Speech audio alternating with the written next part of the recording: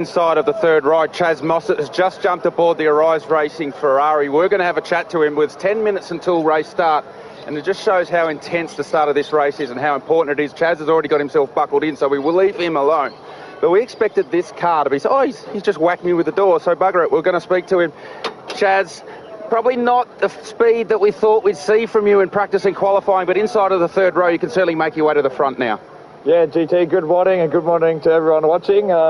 Yeah, look, these Euro guys, you know how fast they are in these cars, but I thought it was pretty tight through practice and qualifying, and I think there's a lot of cars that have a shot today. So 12 hours of grueling racing, a lot of pit stops, a lot of driver changes, a lot of mistakes to be made. We'll just see who comes out on top. But how are you feeling in the morning, GT? A little bit early than you'd like.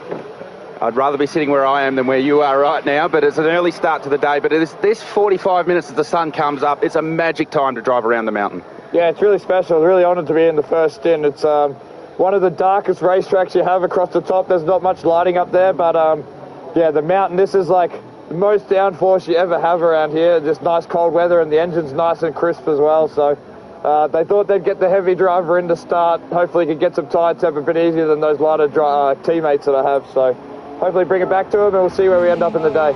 Cheers, Chaz. Thanks for the chat. Good luck. Cheers, GT. Thanks, guys.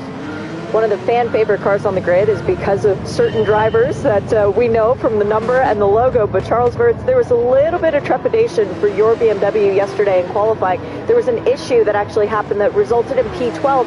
A, is the car okay? And B, what did the mechanics have to fix? Yes, well, luckily for us, they found the issue was just a water leak. So yeah, we could see temperatures going a bit too high. Therefore, as a preventive move, we decided to box, and indeed we did well to prevent an issue with the engine.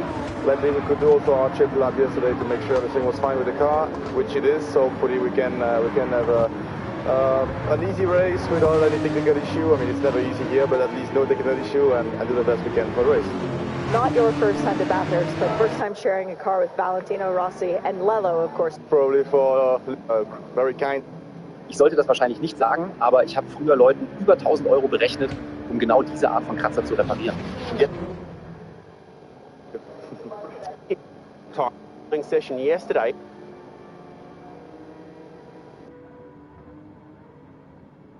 Was running at an average speed of over 165 kilometres an hour. It's a crisp morning, actually, 18 degrees at the moment. A little bit of moisture in the air from a humidity point of view as well, but it's very comfortable outside. Heading for a top of 31 degrees though, and what it's been doing here is getting really hot in that as the cars get ready to be different. None of the drivers slowed the whole world down for a little while, but we're going to the fastest car in the history of this race. But in terms of their first car out of 6. Strategy and how that's tracking throughout the course of the day. Last year we got through 275 laps, which is nowhere near the record. It's because we had all those safety cars. And just a reminder, you can have 3 or 4 drivers in the car. And like Krause was talking about, we've got mixed class racing today. But Garth, I want to quiz you on how you can do the race in 9th of each driver is in the car. So for the Gulganon car and then the Ricardo fella, Brock, between stints. So once you get out of the car, you must rest for 60 minutes before you get back in again. So that very strategy that you're talking about was executed beautifully by that team a couple of years ago to win the race twice. Kenny only did 28 laps that day, and you can see how much of the heavy lifting Lucas Stolz and Jules Gounon did with Kenny out of that car nice and early. Now, they've been swearing that they're going to put Kenny in the car for more than that. Well, that was Kenny. We'll see about that, yeah. So let's go back to what will likely be a race-winning strategy today over the 10 pit stops that you were talking about. This is how Bentley won the race back in 2020. I still think this is the best all-pro strategy that we've seen executed at Mount Panorama, which finished with another double stint at the end of the race with Jules Gounon. Beautifully executed strategy. Yeah, and you look how they split the driver time up. Driver 1, 99 minutes, 100. Basically split it into 3. Each driver did the equal amounts of work. So that's where the all-pro lineup, like the BMW cars, the Ferrari of Chaz Mostert, Will Brown, Daniel Serra, they're an all-pro lineup. So that's where they differ to the Kenny Habul car and the Liam Talbot car. So that's going to play out over the course of the day. Definitely Talbot and Habul will have their job done in the first 2 to 3 hours of the race. All right, Garth, heading back up in the commentary box. It's my job to track all of those strategies for you. We'll keep you abreast of it, how it goes across 12 hours. Right, you have got half a day. The clock is ticking, and we will come to green flag this time around. I suggest you don't go very far from trackside if you're here or wherever you're watching either here in Australia and New Zealand or a huge international audience. Hashtag B12HR if you want to get in touch with us. That will come through to the Global Broadcast Centre here overlooking Pit Straight. Quilty, you call this the best 45 minutes in world motorsport, and you know what? I'm finding it very, very hard to argue with that right now. Pretty special. Reducing to 80 at turn 18 for red. Used from race control, so they'll start to pack the field up now. 2 formation laps this year, and then they go racing proper. The clock has started ticking, so from a driver time point of view, those that are in the car already ticking off some time for this race, and especially for drivers like Yasser Shaheen in the 91 and Scott Andrews, who's in the Pro-Am car in 44, he's the pro there. Dean Rory will start the number 9 Hallmark Property Group car. I caught up with Craig Lowndes this morning, colleague of ours, a legend at this place, and I did see Cam Waters on the grid when he said, when I got here, there was no sign of Cam. He likes his sleep. Thomas Randall got nominated to do the opening stint of that. Lowndes will jump in for a double at the first pit stop, and we'll see Cam at some point around morning tea time. I think was the vibe down there at Scott Taylor Motorsport. This is a stacked field. 26 international drivers, 16 nationalities represented this weekend. 6 former winners of this race, all top 5 drivers from last year's Repco Supercars Championship. The odd legend or two in the paddock as well. But from a GT racing point of view, current GT champions from Australia, Sprint and Endurance Cup in Europe, IMSA GTD Pro champion, the current winner of the Nürburgring 24-hour, the current winner of the Le Mans 24-hour. This is a who's who of international GT racing, mixed with some of the very best racing car drivers Australia and New Zealand have to offer at the moment. So that's what's going to happen. To win this race, you are going to have to be fast, you are going to have to be mistake-free. The vibe today is that this race will be run at a breakneck pace today. It will be absolutely flat out. And starting a little bit further down the order than we might have expected, the number 9-11 defending race champion, 2/3 of the drivers that won here a year ago, or just under a year ago. We were 2 weeks further into 2024 than we are in 2025, but did not get into the Pirelli full battle. Will start on the 6th row of the grid. Watch that car coming forward with Jan Guben. The clock is ticking on Australia's International Enduro for 2025. Maxi Goetz in the AMG will lead them down. Engel with a racy start in the AMG, gets down the inside of the Audi. Goetz is wide. He dropped it at turn 1. And they're going to battle for this one on the run-up Mountain Straight. Hard to pick who's who at the moment, but they're 3 abreast. To the Audi, the Michelin sandwich, and they're banging doors. It's a 12-hour race, boys. What are you doing? Up to respect. Maro Engel in an amazing position to sweep around the outside, but it'll be Goetz who leads them through for Craft Bamboo. What were we saying yesterday about putting the helmet on and flicking the switch guard, Tanda? First corner, first lap, 11 hours and 50 minutes to go, and that looked like it was the last lap of a 5-lap sprint. It happens every year. They say they're going to play themselves in. They're not going to worry about it too much for the first couple of laps. We'll wait for the sun to come up and then we'll get into it. And that lasted exactly 200 metres this year. They got the turn 1. Maxi Goetz had a moment. It slid through the apex, got a slow run up Mountain Straight, and they went mental. They wanted to take the lead straight away to Farfus, Engel and Ricardo fell 3 wide up Mountain Straight, banging doors within the first minute of a 12-hour race. Are we not entertained already? Worth the price of admission for that sprint of Mountain Straight towards Griffiths. And I'm sure there was bodywork banging there. That car in the middle, the Audi, was really getting hammered from both sides, and at that point, Gar, there's not much you can do but try and hold your line. You're getting the aerodynamic push from both sides. Oh, you're much better playing offense than defense when you're in that position, and just try and get to the lead. And Goetz ultimately gathered it up, got to turn 2 first and took off, and now has a huge gap over the rest.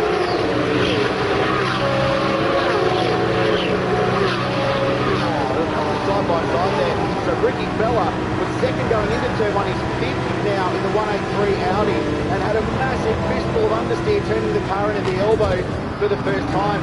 The big winner and all of that stuff going on in the opening lap was Augusto Farfus in the number 32 Team WRT BMW. So he's up 3 spots to second position. At the end of the first racing lap at speed, Maxi Goetz leads the 12-hour by 1.5 seconds. Farfus second for BMW. And Chaz Mostert, well, who would have predicted he'd pass some cars early? The Ferrari up to third. Jack Dubin actually dropped a spot. He's back down to 12 for the number 911. And Reed. I don't think you can. I think that sets the tone for today.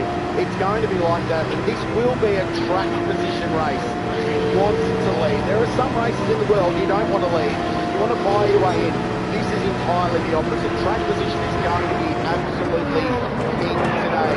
And if you happen to be the pinball in the pinball machine to squeeze your way through to get to the lead, then you're going to do it to try and get to the front. Yeah, that just shows if there's an opportunity to make a pass and get the job done, you take it regardless. Doesn't matter if it's lap 1 or lap 280. If you need to get through, take it when you can. Interestingly also, the two turbo cars, the BMW and the Ferrari, got a free kick at the start of the race. They would have been looking to go forward in the cooler part of the race, the early part of the day. They got a free kick straight away thanks to Maxi Goetz. So they're already up to second and third after starting 4th and 5th. The turbo cars need to make hay while the sun doesn't shine, because in these cooler ambient conditions this morning, still less than 20 degrees, they're going to be producing lots of boost and lots of horsepower. In there somewhere was a lot going on. And now's the big oversteer moment for Maxi, getting the car turned into one. Bella went, okay, I'll have that. So too did Maro Engel, but I want to see where the BMW ended up getting himself through all of this. So Goetz carried too much entry speed, lost the rear on entry, then understeered wide through the corner, and that's where they went side by side. And yeah, you used the turn Richard Grail pinball, and that's exactly what Ricky Feller was between two AMG Mercedes. And all you can see behind was the high rear wing of the BMW. My goodness me, what a start all the way around the outside. And the BMW weaving backwards and forwards, but it's completely blocked. The mountain straight, 3 cars abreast is the width of the circuit. And by the way, that slide into the first corner, expect that through the race. For those of you not familiar, no tyre warmers here, so every time a new set of Pirellis goes on, people are going to be grip limited.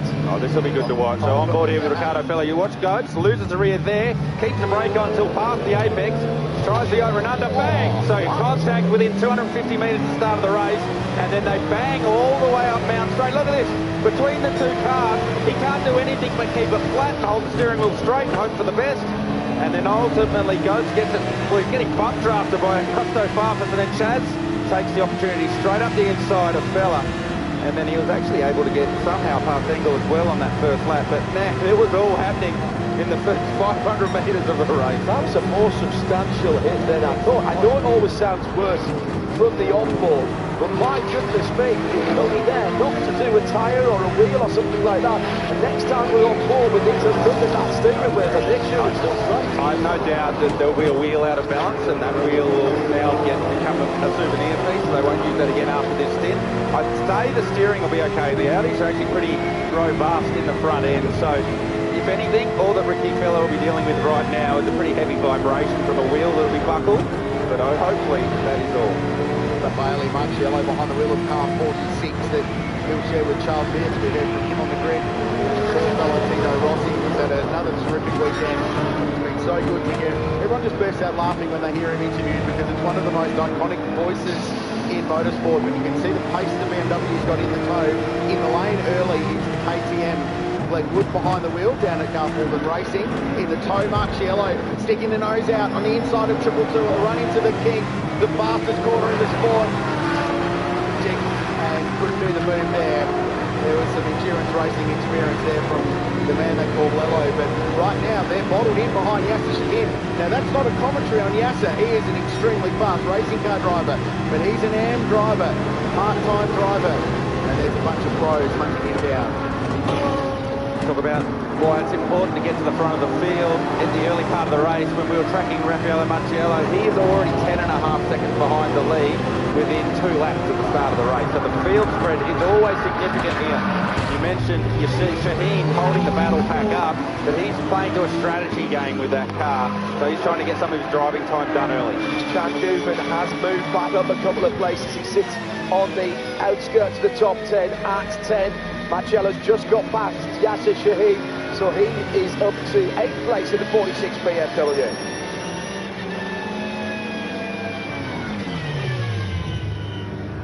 Back down here at Murray's Corner.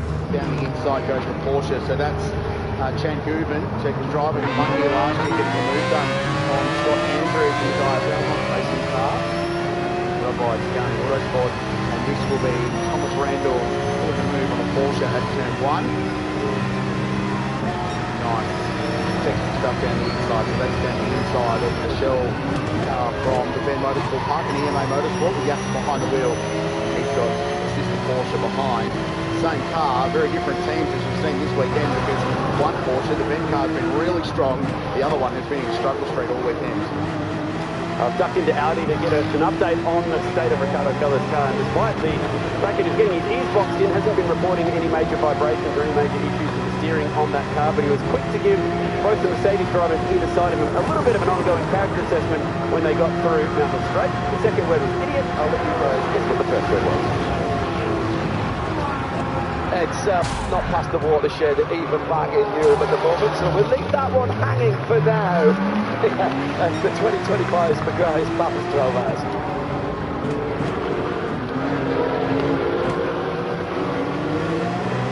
Oh, what a start, what a start. The socials have gone bonkers.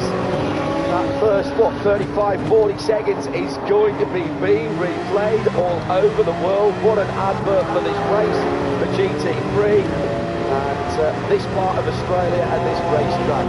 Absolutely superb. Already the first vestiges of Sunday's sunshine are beginning to be seen over there in the east, and it's actually not as light outside as the cameras make it look. The drivers are still driving on their headlights here, Gar. Yeah, it's a good point you're making. I was about to make that very point, John, that our cameras always make it look lighter than what it is. And I remember when I saw this race for the first time, I thought, I don't know what they're talking about. It's only light, it's only really dark for the first lap or two, and then I came and did it and actually started the race, and it is very, very dark out there still. So as the tyre gets up to temperature, the drivers play themselves in. It's actually Ricardo Fella who's fastest at the moment with the 2:04.6, so certainly coming up to speed is the Audi, proving that there is no mechanical issue with that car, and probably a quite frustrated and angry Ricardo Fella looking to get his way back to the front of the field. Chaz Mostert working Augusto Farfus over. Chaz has been very fast here in the past into one of those BMWs, almost too fast early in the race. So maybe Chaz a bit smarter, a bit more of a wiser head on some shoulders here. I like what Chaz was saying. Chad was saying about Ricardo. Ricardo Fella, he's clearly wound up by that now. You've got to know your driver and know whether you let him use that aggression or whether you need to calm him down on the radio. Yeah, I mean, Ricardo's been here for a couple of years now, so MPC know him quite well. One thing that is playing out here, though, is two turbo carbs are catching our leader with naturally aspirated cars. So we did mention that the BMW and the Ferrari would have been very happy with that first lap free kick if they made up some spots.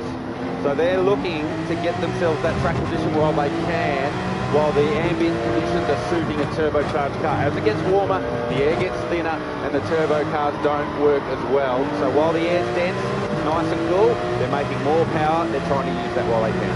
Do you think a 41-year-old Augusto Farfus, who has won World Touring Car Championship races, he's won at Daytona, he's raced at Le Mans, cares that Chaz Mostert's flashing the high beam with him? I don't think so. He won't be focused on that at all, but you're right, those two cars catching Maxi Goetz quite quickly, so the margin was out to 1.5 seconds in lap 1. It's been more than 2.9. But everyone is green on our timing board, which means personal best laps all the way down to 13th place, and the reason those behind aren't going quicker is because they're caught in a big battle pack down there at the back half of the 10. Just a quick word about GT4. Adam Christodoulou has been passed by Tom Heyman, so it is the number 25 McLaren Artura that leads from Adam, and then Josh Buggett in the second of the McLarens in the third place. And sad to say, the curse of the KTM continues in the pits after just a couple of laps.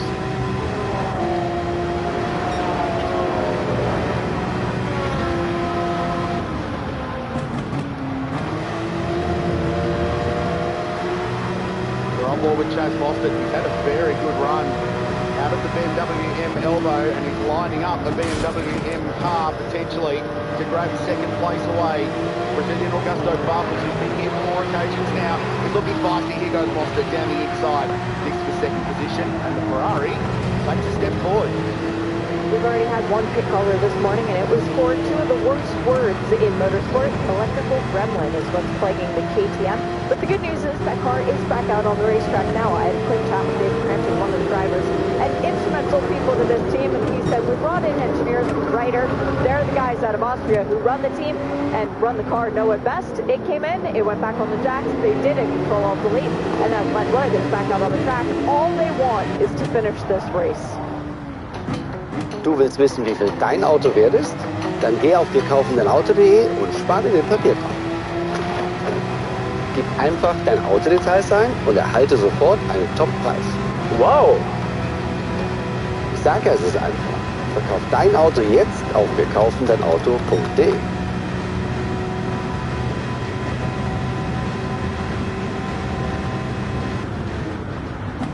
Wie man ihn lieben muss.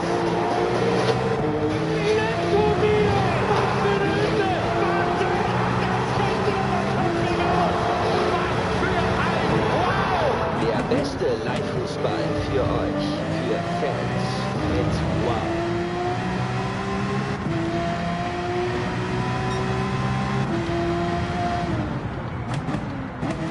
5 hours in the lead up to this race, and for that team it has been completely trouble-free.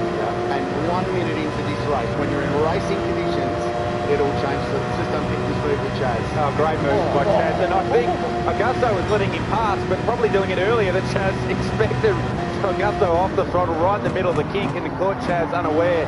He actually had to grab a handful of opposite lock at 280k an hour with the sun still not up. So luckily we know Chaz Mostert's got reasonable reflexes, and he was up nice and early, and he was pretty intense on the grid, and luckily he saw that one coming. Why would he let him pass there? Oh, look, I mean, Augusto and Chaz were probably teammates in the BMW days, so they know each other quite well, and Augusto probably knows the type of character that Chaz is, and when Chaz gets the eyes on, then Chaz is going forwards regardless. So you might as well let it go. And BMW is smart, Augusto's smart, like they know it's a long race. I mean, it's easy to get carried away as we did with the first lap and track position and have a crack, but you got your race. Now that it's settled down, we've done 2, 3 rough races.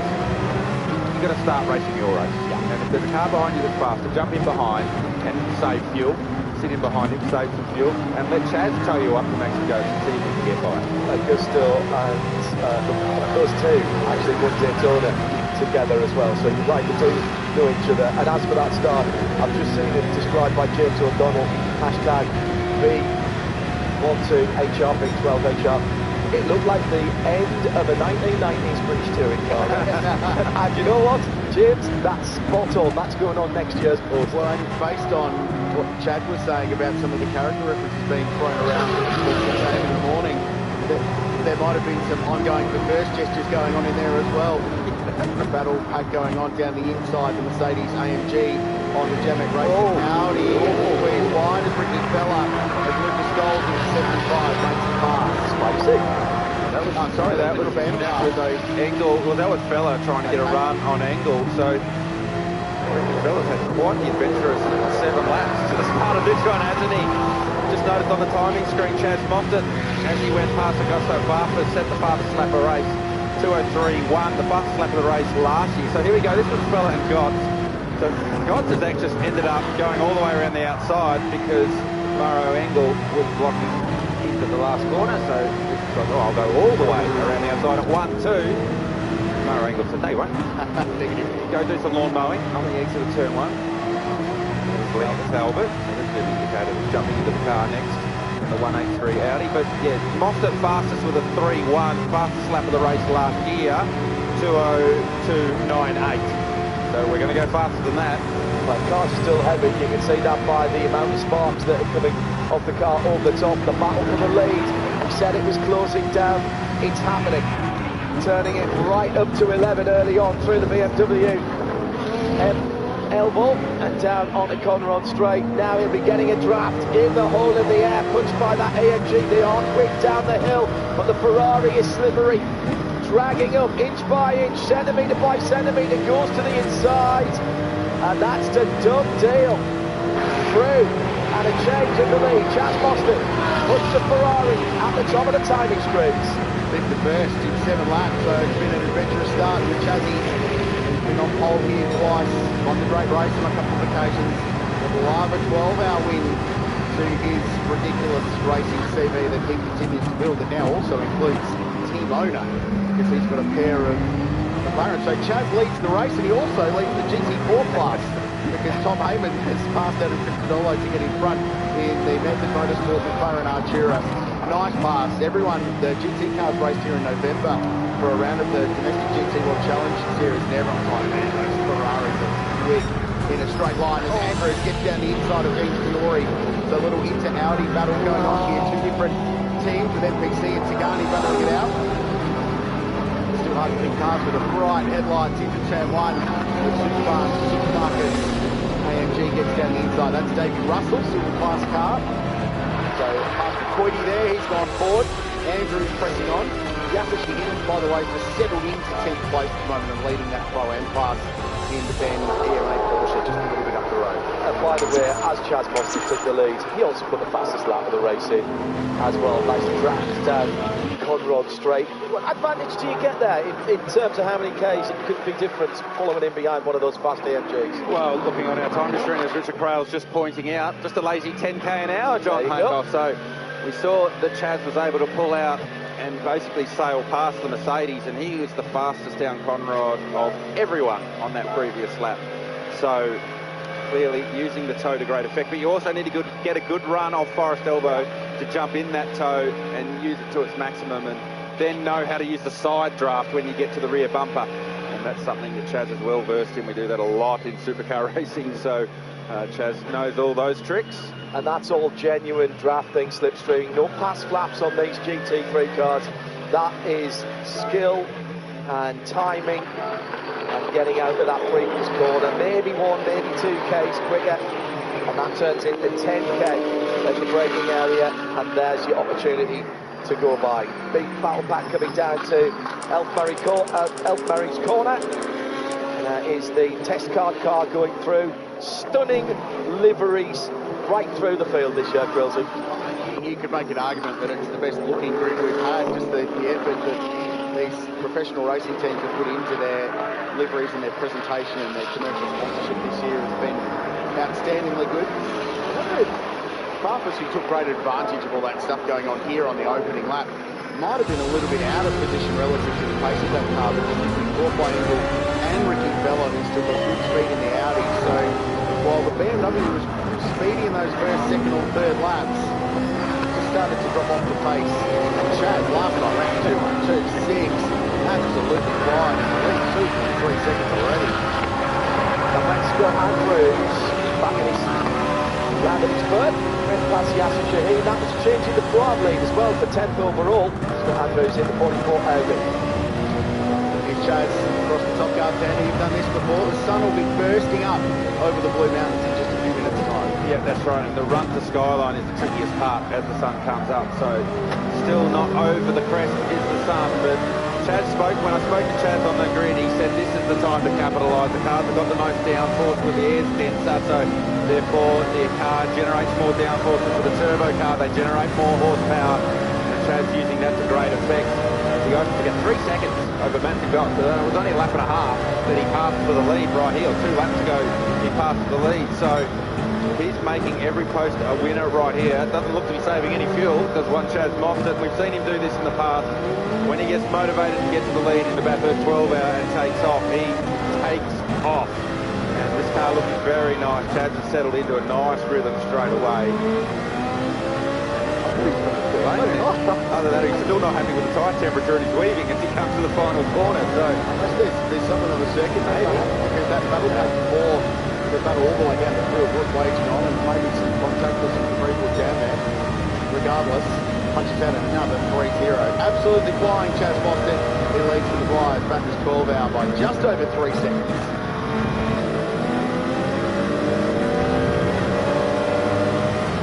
you know what always impresses me in good racing drivers, Garth, is the portioning of movement, the economy of movement behind the wheel. Whereas most mortals, if we were going at these speed, we'd be hauling around, we'd be getting thrown around in the car. But it's tiny little movements and everything looks so relaxed. Yeah, it's about actually how you use the tyre. And oh, Ross Gunn does a maxi golf down in turn 1 and loses the rear in a Mercedes on entry. Luckily gets away with that one, and Dean Fiore thinks, well, I might have a look at this, as does Fabian Schiller, and they go line as turn. That's there, yeah. Up mountain straight. But getting back to what you were mentioning, John, it's all about how you use the tyre. You want to load the tyre as gently as possible. So you genuinely want to look like, while you're hurdling a $1 million GT3 car across the top of the mountain at 220k an hour, look like you are driving down to the milk bar to get a litre of milk. That's what you want it to look like. So you want to just load the tyre gently, not excite the front tyre and overload the front tyre, which then will then rotate the car out quickly, and then you lose the rear. So literally, your heart rate is up, you use the brake pedal as hard as you can push it, and you steer it with your pinkies. That's basically how you drive a GT3 car fast. In under pressure from David Russell, maybe contemplated for half a second about that, but he knows better. Podium the 1,000 here before, and a lot of starts in backwards towards Instead of a go-to dad man, but this kind of racing still keeps himself very, very sharp by racing the Porsche Carrera Cup, finished second in the championship last year for the third time in his career, but continues to win on the first international round for that championship in New Zealand. So this is elbow, and Yasser Jahin backing here, made Porsche into the BMW elbow. That's Valentino Rossi on two wheels. Yes, it is. That's a real like that. Nice sliding out. Absolutely. They have a dedicated drift circuit at the bend. They do. Australia. I wonder if Yasser's been over on that. But you could have practiced a rear entry into Forest Elbow. Bit of cork in the bottle feeling about this though, isn't there? With a big group of cars stuck up behind Yasser. So David Russell, Ross Gunn, Dean Fiore, Fabian Schiller in the Grove car, Jamie Gay, who's been super, he's in the Aston in 16th, and then Tony Galberto, 17th in the Lambo. They're all very, very fast, very, very experienced racing car drivers. But you've got to stay patient at this point. There's no point at David Russell throwing it up with a low percentage lunge here with 11.5 hours to go. He'll want to, because he'll see the gap opening up ahead of Yasser. There's a bit of clear track. But really, he's got to rein himself back in behind him, of course, is that battle for the bronze class led by the SPS Heart of Racing Ross Gunn driven car, then Dean Fiore, then Fabi Schiller, first time on the mountain, getting the opportunity as the newbie to start the race, get the early call for the coffee. Just wonder how long the patience will last for what Dean himself as he's in behind that Porsche.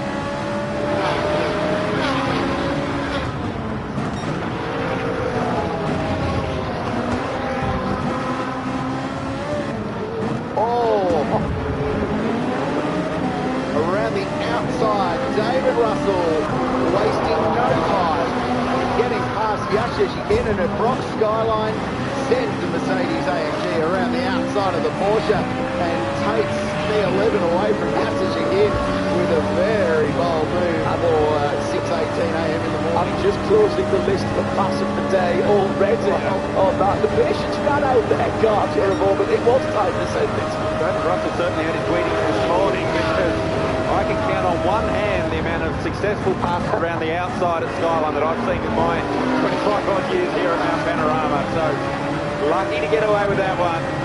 And we were teasing you needed to be patient in this scenario behind Yasser Jahin, and David Russell will be coming here for a long time. So here he fakes to the outside of McPhillamy and then gets a run on Shaheen, and you think here, no, he's just going to fall back into line. But I think Shaheen got on the brake a little early. Here we go, this will show us nicely. We're about to hear Shaheen as he approaches the Skyline. Yeah, much heavier on the brake. You can actually hear the engine come down quite a bit. Usually you float the car much more than that. And right about here, David Russell's holding his breath, thinking, I hope I clear the front of that Porsche, because if I don't, it's going to be a small plane crash. Yeah, it's been here 14 times in this race, Russ, and that's the best move he's made in 12 aspects in all of those many hours. The KTM's back out, which is great news for them behind the wheel, so they had some electrical drama early. Stopped, actually. I was hearing from on the socials from our eyes and ears all around here. Thank you to everybody who let us know. That car actually stopped in that first green flag lap, managed to live back to the pits. Control of delete the car in emergency mode and lift it back down to the GWR team. All they want to do today is finish. That car's track record here isn't spectacular. In fact, the reading is pretty horrific at times with the terrible luck and reliability issues they've had with that amazing Austrian sports car. All they want to do today is get the checkered flag at the end of 12 hours. It's like a bad movie, that race car, isn't it? Oh, like you really start watching it and you think, this is really bad, why am I doing this? But I'm going to get to the end. That's what's happening with the KTM. They've started this project and we are going to get to the end. We are going to make this car do 12 hours. And you've got to give full credit to David Crampton for coming back year on year with that crew and having a crack with that car and trying to get that car through 12 hours. Yeah, and at the end of it, you delete it from your screen, so you never have to watch it again. Ferrari leads the 2025 McLaren's Bathurst 12 hours by a little over 5 seconds down the inside. Roscoe now makes the pass on the Porsche that was in 12th position, so the bronze leader, the bronze class leader, moving up a position from his starting grid. As I say, at the front of the field, it's Ferrari, and hello to Modena and Luca Giraldi from Ferrari, who is probably doing a little dance at the moment now that Chaz Monster has established himself at the front of the field. But that pass again by Roscoe, this is measured, but again, Garth, it's great driving by Yasser. This is not his race right now. This is not his race. No, that's right. And we've seen this actually in the past from Yasser. I think last year he started the race as well. And he was smart. He just one by one let the field through. Don't forget, this is he won the Le Mans 24-hour race in LMDC3. So it's not like just because he's a bronze driver doesn't mean that he doesn't know what he's doing. So jumps on the brakes just 10 metres early, minimises his time loss, minimises the potential for contact as Gunn gets past, and he races on. And to your point, John, that's not his race over the next 12 hours. He's not racing that car. They're playing a strategy with the 91 Porsche, and as the race plays out, and then they stick their pros back in the car, it'll slowly pop its way to the top of the time six again, as we've seen year on year. And he had a great year last year, Frailty. Undoubtedly his best year in racing, and racing in the World Endurance Championship, which he'll be doing again this year, along with WRT in the new Evo M4. He's learned how to be fast, and there's a skill to that as well. And that's what we have seen twice now. Right, yesterday when Scott Andrews got past, David Russell got past, and then again with Roscoe. You don't have to do anything crazy, just roll out of the throttle. Actually, Yassine probably did a better job of letting cars pass than Augusto Farfus did. Yeah, absolutely. Not that Augusto didn't accustomed to letting cars pass too often. So one thing we're going to have to keep an eye on is when we get to this first round of pit stops, the tire selection. Everybody on Pirellis, and it is a limited number, but we have seen a lot of teams throughout the practice session and even qualifying scrubbing in sets of tires, basically taking that top layer off to get them ready and to be up to temperature quicker for this opening stint. Now, we've got a couple of different examples. I want to show you the difference. These are scrubbed in Pirellis. You can see they're not shiny. There's a little bit of wear to them. They've been on the racetrack before. They're called rodent tires down here for our international viewers, just in case you hear that. Say hi to the 44 crew. They're cheering on Scotty Andrews, who's making good progress up the field. But on the other side of the garage for Tigani Motorsport, we've got the Mercedes guys. They still have sticker Pirelli tires, and they do still have the stickers on them. These have never touched pavement before on a race car, so this is going to be a difference in strategy. When the 47 Mercedes comes in for its stop, David Russell's going to be getting new Pirellis. When Scott Andrews comes in for the 44, he's going to be getting some scrubbed-in rubber on the Audi, and we'll have to watch the lap times to see what a difference that makes. Also, Shay, one thing to keep an eye on is team double stitching tyres in this very early part of the race. Because while it's cooler and there's less temperature into the track, now's the time to double thin tyres to then give you more flexibility with your tyre allocation late in the day when the sun's down and you want to be throwing tyres at the car as it's on the lane. It's a good point, and this is a race traditionally where you don't have to throw tyres in your car at every pit stop. And there's been races one here in the past, also in Matt Campbell, where they kept a set of tyres on the car that was slightly older than the car in front, but they were good enough to do the job. So the margin between a new tyre and an old tyre is significant, but if you've got track position, it goes back to what we were saying about this being a track position race. You can still do the job. But this is Ricky Bello, who's getting pretty sick of Maro Engel on the back of that AMG from GMR at the moment. He was sick of Maro Engel within the first 250 metres of the race. That would be quite well made and beautifully presented, GT. And he's sick of, he knows the part number on the back of that AMG. Autohero geht Autokaufen endlich einfach. Das machst du nebenbei. Oh ja, der wird gekauft. Und super sicher ist das auch noch, weil Autohero alle Autos prüft und professionell aufbereitet. Und zwar selbst. Autohero. Auto kaufen, endlich einfach.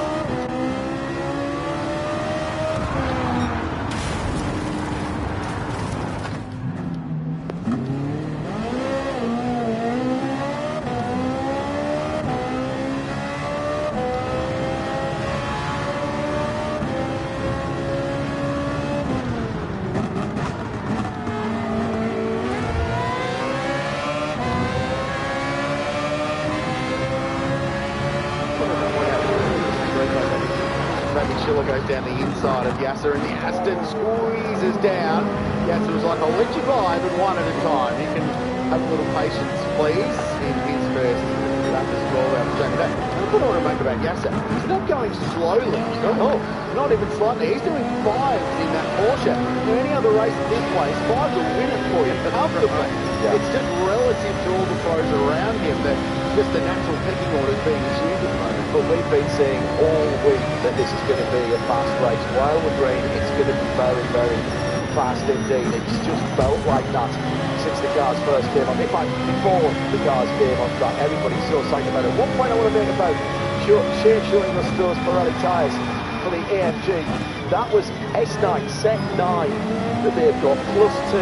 Now you only get 12 sets, but not from the start of the race car. That was from when we started on the track on Friday. Friday morning, practice 1, all the teams get 12 sets.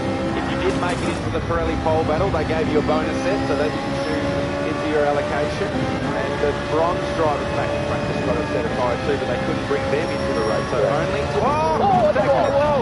Jamie Day, big aero wash understeer, and ran it wide at the exit of the tree and has made significant contact with the barrier, the concrete wall on the outside. Now, has that done any damage to the Aston Martin? And we won't really know until we get to Conrod Straight and he straightens the wheel up. So, heart in the mouth moment for Jamie Day. First time at the mount, just getting caught out by the aero wash. You can see a little bit more circumspect as he makes his way through the concrete barriers down to Forest Elbow. So let's have a look, once he gets through this king, what the steering wheel looks like. Straighten it up here. Straight back, I think, guys. As straight can be. Yeah, I'd say so. Potentially got away with one. That no doubt there'll be wheels buckled as well. And I think because he hits it square. So watch the aero washed wide, gets the car square. Just was pretty significant. Lifted the car off the ground. I think it hit in front of the wheel. Here we go, on board. He'll tell us. Watch his hands, how heavy it is to contact. Yeah, because it was square, so actually less of an impact through the steering wheel than I thought. Yeah, absolutely. I think it was the front right corner that made contact, because he didn't have the wheel straight. He's still got a bit of lock on there. And the brakes. Yeah. Right there, as a driver, it doesn't matter how much you put more steering into it, it's inevitable. You're going to make contact. And all you're doing is holding your breath and hoping when you get back somewhat straight, the car keeps going in the direction you want it to. And you mentioned aero understeer, and it's something we'll talk about over the course of the day, but just explain that feeling when you're caught up in that dirty air of the car. I mean, when the tyre grips up, when you've got clear air and the tyre grips up, the steering weight is nice and heavy and you can feel the grip of the front tyre. But when you're in the aero wash and the downforce comes off the front of the car, the steering goes much, much lighter, and then you haven't got the front grip and you just lose the front, you lose the weight, and you dial more lock into the steering and you don't get the response. And generally anything above 150 kilometres an hour, you lose front grip and you become a passenger on the way to the scene of an accident, and it's a horrible feeling.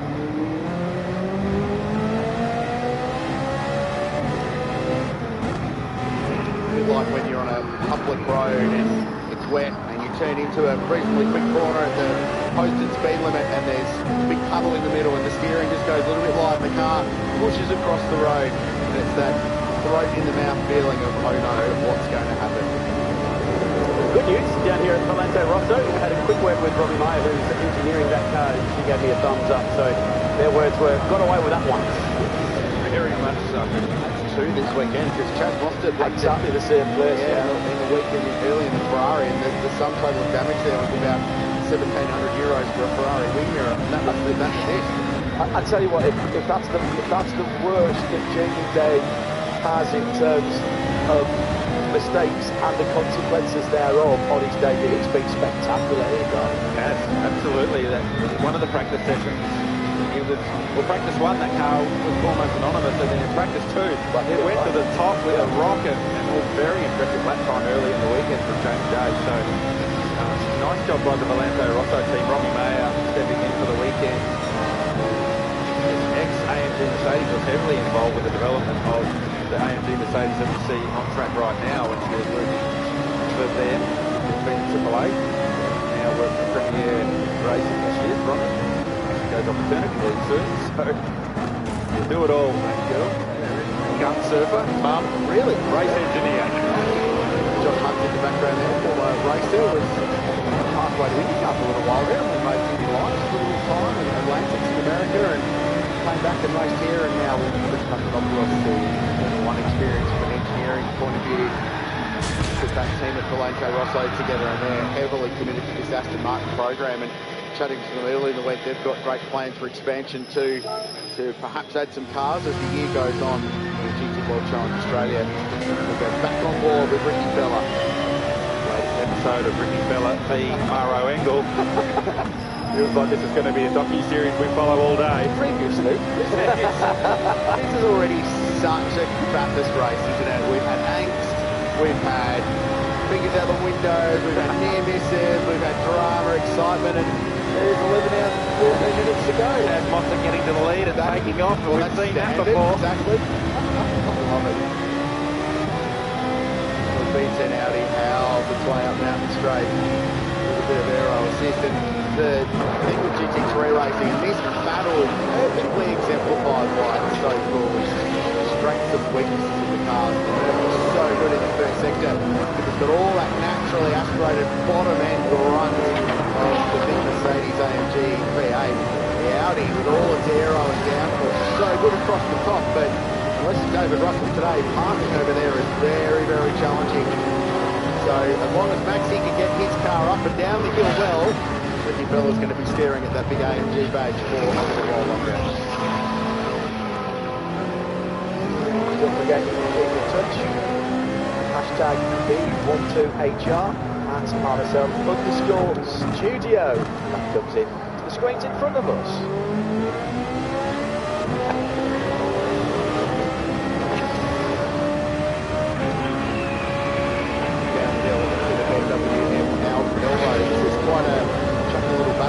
Because they're slowly driving in Max Agopes, who's running second, the early leader of the race. This is Yasser down the inside, followed by Tony Gilberto, and Yasser's chucked the wide there. Not quite hit wide, but certainly a little one-run penalty. And this up at the New South Wales corner, two, Jamie Day still in the thick of the action. The Aston Martin gets down the inside. Nice to have the Aston is back in the race. One thing that the teams are starting to be doing is a replay on the GT4 McLaren Arturus, flying the curve as they make their way down over Skyline into the dipper. What has happened now is we're running lap 19 of the race, and we are what they call, the teams call, in the reverse window of the stint. So if there were to be a safety car or a full course yellow, the teams will come in and take it because they're beyond half of the stint length. So we're expecting 30 to 34 laps, depending on the car, per tank of fuel. So once they get halfway, the teams take any opportunity that comes their way. Battle for 4th and 5th, Maro Engel in the AMG, the Janek Audi in 5th position. And here we see what Richard Trail was talking about. We can describe it to you, the different strengths and weaknesses. The AMG pretty good at Mountain Straight, but the Audi, Rich, he's nimble. As soon as we start rounding the hill, there's a bit of twisties going on. Well, you've done this in this car. Tell me about across the top in an Audi R8. Well, I've done this in this car and chased that car in front a lot. And it is so frustrating, and I'm feeling exactly what Ricardo Fell is feeling right now, because he can't get close enough to the rear bumper of the Mercedes because of that aero wash we spoke of early, and exploit the Audi's strengths, which is downforce and speed across the top of the mountain. What the AMG Mercedes has in its benefit, it is got good downforce, but not as good as the Audi, but it's got great torque and really good traction off the slow speed corners here at Forest Elbow. So look how Ricky Fella's closed up, and he's going, all right, I'm going to use the toe. It's going to help me pass it down into the end of Conrod Straight. But look at the Merc, it just slowly pulls away as they get up to speed. And right about now, the Audi starts to close in again with the toe, but you don't get close enough to pass on the braking zone, and you're doing lap after lap after lap. So you think, I'm going to wait for the guy in front to make a mistake. The problem is the guy in front is Maro Engel. He doesn't make mistakes all that often, so it's so hard. So you need to use lap traffic to use it as a pick and hope that Maro gets held up in the wrong spot and you can get on through. But it is so frustrating when you can't exploit the strength of your car when you're chasing someone like this. And this is what you were talking about before as well in terms of a pit stop window. And right now, the Audi team will be going, okay, we can't pass on track, can we do it in the lane? Do we go for an undercut? Do we pit earlier to try and jump on the track by getting that undercut, by getting a fresh driver on fresh tyres potentially out there as the sun starts to poke its way over the Blue Mountains now. Wonderful hour. The other thing that's going to happen, the temperature will go up quickly. So still sub 20 at the moment, but in a couple of hours it's going to be 25, 26, and then by lunchtime in the low 30s. There's the Hallmark Audi goes very wide at the chase. Dean Fiore is the door going to be just a jar. 3 wide. Here comes Tony D'Alberto trying to take advantage. Fiore goes to the lane. There's plenty happening in this little battle pack. Wow. Was that planned for Fiore to go in? No. Who knows? He come back to you on that. Almost, well, he couldn't get to the lane because Freddy Schiller was going around the outside, so he almost had to back off. And Tony D was up the inside, and all of a sudden the world opened up for him. And Jamie Day's thinking, it's been a bit adventurous for me the last half an hour. I don't need to get involved in this in the Aston Martin. So ultimately, Freddy Schiller got through, no one made contact, and Dean Fiore is in pit lane. Tony D'Alberto, he's going around the outside in the Lambo. But Schiller has truck position at the inside of Griffin's Bend as the New South Wales corner, with Day continuing to try and find his way past. So this looks like routine service. So 80 seconds, a full service pit stop. You can take a pit stop that isn't timed, but you can only put tyres on the car or fix some minor damage. So you need to put some race tape on to put a front splitter back together or something along those lines. But otherwise, it's 80 seconds from the pit in line where you get to the 40 k's an hour speed limiter and it's right the way through to the other end. 80 seconds when you hit that speed limiter release and head up Mountain Straight. Now guys, unless there's been a change to the rules, and I was a little bit far down pit lane, but that looked like fuel and tyres at the same time on that car. Right. They run the old style of on. Pit rules say either fuel or tyre, but not do both. So that will be being looked at the moment. And race control have said they can. A moment or two ago, side by side, hip and shoulder, I think they were coming into the pit lane there, but unfortunately the lane was blocked. The lane was blocked. Did he not have one of those little flashy lights on his outside mirror there as he was coming through on the left-hand side mirror to tell him there was a car up the inside? Started the chase with Fiore overcommitted on the apex. Schiller's going, well, I'm going around the outside. And then Fiore had to actually jump on the brakes to get behind Jamie Day to get into pit lane. Tony D'Alberto was trying to take advantage of that. Here's the replay from the Aston Martin. So we get through the chase here. Fiore runs it on a little bit. Schiller's going to go around the outside. D'Alberto goes to the inside thinking, here we go. They go 3 wide for a little while, and then Fiore disappears as he takes the brake pedal. Vic goes behind the Aston Martin. It's like a computer game that bit there, wasn't it? Don't tell anybody. It's incredible. Like, Steve Fiore hit the reset button and ended up in pit lane. Yeah. Control on F9. Straight to the pits. Just to finish that point of the pit stop thing, it was in the ring last year where you had to really And you couldn't do anything else on the car. They changed it, and I'd suggest with the...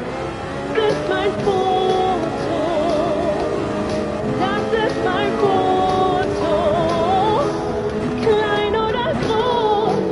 Wanddeko, Fotobücher und viele weitere Fotogeschenke. Jetzt bestellen auf meinfoto.de. Das ist mein Foto.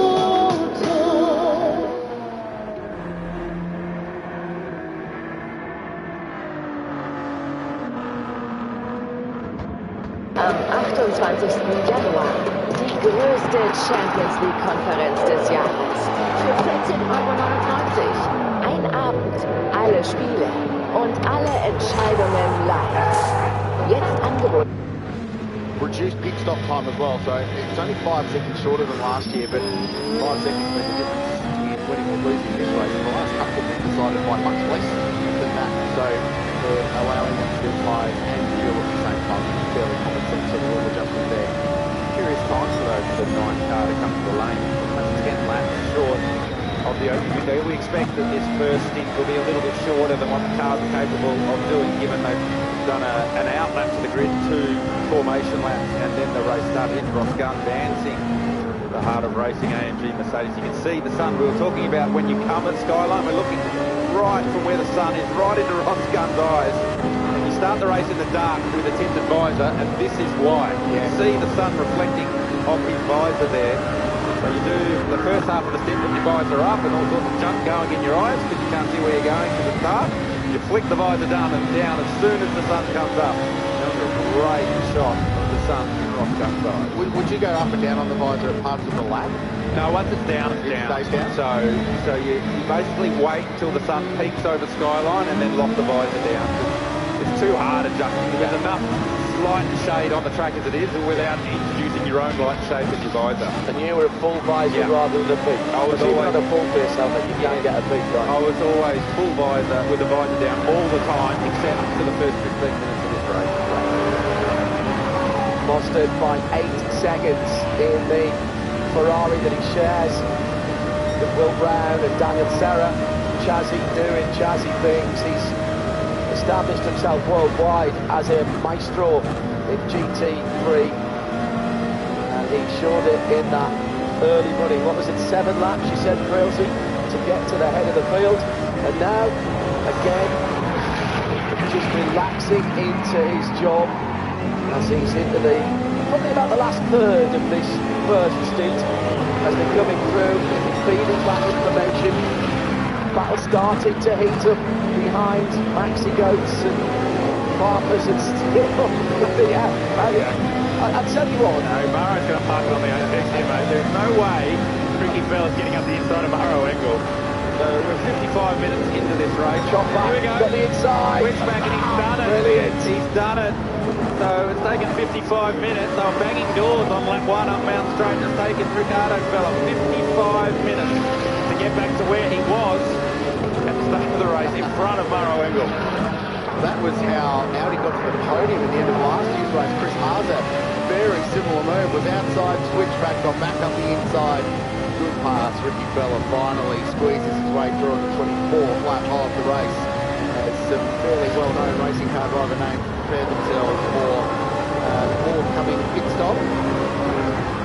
So, work still makes on fuel economy in this race, but they'll also do it on driver time. We'll touch on that, but looking for somewhere around an hour and 10 and an hour and 15 will be a longish single stint in this race. Look how far that was set up, that pass. That wasn't just one corner back, that was 2 corner back for that pass. Well, probably a bit further back, as there we go, the switchback, Ricardo Fella and Burrow Engel. It was probably further back than that. It was leaving Forest Elbow. And Ricardo Fella getting as good a run as he could out of Forest Elbow, got the toe all the way down Conrod, so he could position Burrow on the inside in the braking zone, and then start that switchback to the ultimate victory. It was an early start today, wasn't it, guys? So shut eye while you can before the action heats up. And it started very hot, and it will continue to be hot through the day.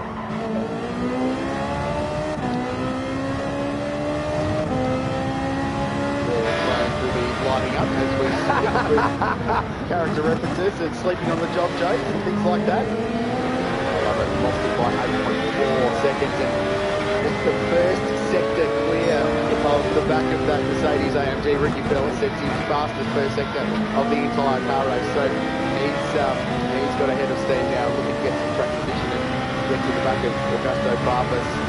The Mercs aren't particularly speedy in a straight line, but your point was that torque we've been talking about. They fly rather than corner. Well, they get up the speed very quickly, which makes it tricky for the following cars to get a run on them. Well, this is the trickiest stint in the day to get the tyre pressure right, because the ambient conditions we haven't seen all weekend. We're obviously dark and the air's denser and cooler, and so you've got to sort of forecast, well, how quickly is the temperature going to rise in this first hour of the race? How quickly is the track temperature going to rise in this first hour of the race? And you've got to somewhat lick your fingers, stick it up in the air and almost get a feel for the air before you set the tyre pressure at the start of this race. Because I think Maro Engels, for example, was very strong early and has faded as the stint went on. So I think they started their tyre pressure quite high, and maybe just fading a little bit at the back end of this stint. The teams will adjust now as they start to get information. They get the tyre pressures live on the telemetry, so they don't have to wait and take the pressures when the car gets to pit lane. They'll adjust the pressures as this stint goes on, ready for this first pit stop. Chad Dubin in the Porsche back in ninth place has just set his quickest lap of the race as well at a 2:03.2, so there's good pace. Just check the temperature. It's actually colder than it was at the start. It's that little pre-dawn moment when the temperature bottoms out. So just 16 degrees, but it'll come up very, very quickly as the race goes on. As they deal with some traffic, and Ricky Bella, he's had 3/4 of a lap of joy of clear racetrack, and now he's got Augusto Farfus in the BMW, and he's got a Mercedes tucked up behind his rear wing. It'll be the last thing in the world he wants is Maro Engel to work his way past him. It's going to be the widest R8 Audi you've ever seen in the braking zone, because there's no chance of Ricardo Fellas letting Maro Engel through again. He's got one of those little levers like Professor Pat Pending used to have on wacky races, and it'll just go out about another metre or a metre and a half. That's the battle for third position, by the way. Chaz Mostert up the road by 9.5 seconds to Maxi Goetz, and then 2 seconds further back is the battle for third on down. Yeah, and second's actually not far up the road either. Yeah. John. So Ricky Fella, though, he sort of got his ears boxed early. He's not too far away from second as he bounces right back into McLaren. Just get elbowed out of the way by Lucas Stoltz. He's not wasting any time. He's not far behind that battle pack for second and third either. So whilst Chaz is up the road, the rest of our main contenders are very close proximity. The eyes of Augusto Farfus. He's still got the visor up. Just, you can see the sun in and out. Yeah, the sun on the sunstrip. Yeah. Great shot that off that. Love to see the slow-mos we've got. Our slow-mos are even more slow and super this year than ever before. And if you can, listen on headphones for a bit of you away from the track. The audio mix this year is stunning.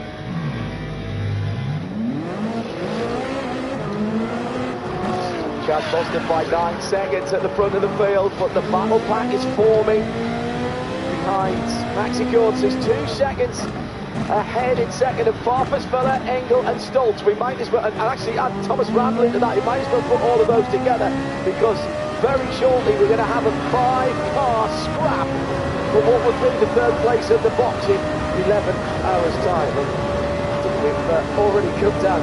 Where's that time gone, by the way? Where's the first hour gone, lads? Thinking the same thing. Thomas Randall's been a quiet little achiever in this opening stint with the duties of starting car 222. Keep an eye out for the 183 Audi coming to pit lane. I think I just saw Ricardo Fella take his helmet off his helmet, and that's what they tell you to do, where you tell you to do it. So either he was adjusting the helmet air, or he's taken it off. Because you do that usually down Conrod before you come to pit lane, so it's one thing left to remember when you come to the lane. So does he peel in? Not this time, so he's adjusting it. So we're not far away, within 3 or 4 laps, I think, of coming to pit lane. And you said Thomas Randall was playing himself in 9th. Raffaele Marciello in the 46 BMW. He's down in 8th. He's only 6 seconds away from the second. So there you go. They are set up at JMEC Racing. So I wonder whether they called an audible there. Went around once more. Touch on the fact that you can get an undercut, especially when you're caught up behind the car in front. While the pit stop times are in theory the same as we'll go to plane at 80 seconds. It's that outlap in the inlap that we've seen some pretty heroic inlaps here and some outlaps as well that have dictate where the race plays out and if it jumps in. No tyre warmers. I'll keep saying that for those of you who aren't used to this. No tyre warmers, and there is an absolute art to getting those tyres warmed up so that you don't absolutely throw away a bunch of time on your first, lap and a half? Yeah, a lap, definitely first lap. And I think the play here is actually the overcut. Yeah, staying out on a hot tyre is going to be quicker at this time of the race. Staying out on a hot tyre, getting one more lap is better. And I wonder whether they said to Ricky Bella there, the BMW stays out, you stay out. Because if you've got the skill to do it, you want to do one more lap. So whilst the car in front comes in, does their stop, and the new driver's getting the tyre up to temperature, the car that stays out and overcuts, it's got the hot driver, hot tyres, in the groove, maximum push lap, and try and go around the outside of it. And to that point, this will be the worst the tyres will be for the entire day, because right now there's no UV in pit lane. The sun hasn't got there yet. Yeah, so you can't reheat your tyre. Correct, still shaded down below us into the working side and the back of the garages as well. So if the sun comes up, all the tyres will be out the back of the garages, baking in the sun to get them up and get some core temperature into it. And what a start it's been to this race as we work our way into the second hour of the drive back in 12 hours. The sun is up, the temperature coming up, outside and inside, and at 5:45 a.m. the field burst into life, waved away by the legendary Jackie Hicks, and it was incredible from the outset with Maximilian Goetz backing his car into turn one, Ricardo Bella, the pinball machine in the middle, Maro Engel on the outside, and Augusto Farfus in a BMW carving his way through the field. Chad Mostert doing the same. Busy stuff in the first 500 or 600 metres of this race as they raced into the pre-dawn, and it was Chaz with big moves and big moments as he is prone to do in that Arise Racing Ferrari. Yeah, Chaz was making his way to the front very quickly. This battle between Maro Engel and Ricardo Bella started at lap 1, turn 1, and it went for 55 minutes, and they battled, and they battled, and they battled. Chaz Mostert had big speed, went to the lead past Maxi Goetz and disappeared up the road. Chaz Mostert starting the race doing Chaz Mostert things, but he leads now by 9.5 seconds. Jamie Day had this moment in the Aston Martin, contact with the concrete wall as he exited the tree, making his way down the front, down to Forest Elbow, and then finally Ricardo Bella got up the inside of Maro Engel and took that spot before Chaz Mostert. He's in the groove and doing very nicely right now. So he's properly up, so that darkness period has gone, and there's that in the pit lane. Is that the leader thinking about coming in? It's about the right time. Class leaders, Krillsy. Scott Andrews on top in the Pro-Am class. Green, you can see there, Ross Gunn for Heart of Racing leading the bronze and on the track and in class. Just behind is David Russell, leader of the silver class. Tommy Hayman's leading GT4 in the Method Motorsport McLaren Artura. He's got 9 seconds over Mark Griffith's car, the Mercedes AMG, supported by Adam Christodolo and then Josh Buchan. And into the lane, the first to blink is Jamek Racing and Team MPC, who have been here for a very long time and know how to play this race out. Into the lane they come, and Ricky Bella with the belts loose already. There's going to be a driver change, the first of the race so far. So the first two cars to come to the lane have both been the MPC Audis. So the 9 car came nearly 8 months ago. Yeah. And now the first of our real front runners, Ricardo Bella, comes to the lane. So they don't have to do the rapid driver change because they have roughly 45 seconds of sit still time with that mandated 80 seconds from pit in to pit out. Ian Talbot, who we saw suited and booted, he jumps aboard. The team taking the opportunity to put another set of tyres on, so they're not double stinting that first set of tyres. Liam lives for moments like this. This is where he will be at his very, very best. Be fired up about this moment to take control of this car, which will be a contender throughout the course of the day. Remember, Brock Feeney, the third driver in this combination, and he's very good in these cars. Single stint, start the race. Yeah. Yeah, well, that's what Chad was saying earlier on down in the Pirelli pit bunker. Oh, don't forget this car is playing the Pro bronze driver in the Pro class. Yep. So theoretically, if Liam Talbot gets in here, does 1 hour, he could be done for the day. Yep.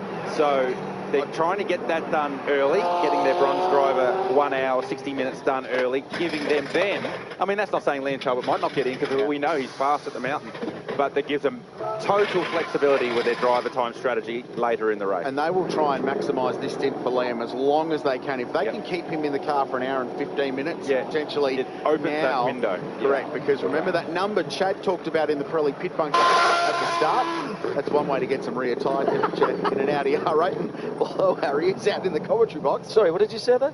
Correct. If they can get more time out of Liam Talbot, that 340 minutes we've been talking about for the pros as Chaz Mostert comes into the lane. Just looking at the Audi pit stop time, guys, 1 minute 46 spent in pit lane, so that's 106 seconds. That's a lot longer than the minimum 80. That's a good point, Chad, and that's something the teams need to be aware of. Whilst you don't have to do these rapid driver changes like we do see in some categories around the world, you still need to get it done and make sure you transit the lane from the moment you put the pit limiter on to the moment you turn the pit limiter off, has to be 80 seconds. So now pretty much everyone's coming to the lane. The BMW's gone around though, so that's interesting. Both BMWs have gone around, as has Anshan Guven in the Porsche. So all the teams will now be starting to watch each other. Who's got what fuel economy? Schumacher? Du willst wissen, wie viel dein Auto wert ist? Ja klar! Auf wirkaufendein.auto.de gibst du einfach deine Autodetails ein und schon hast du deinen Preis. Starting to watch each other.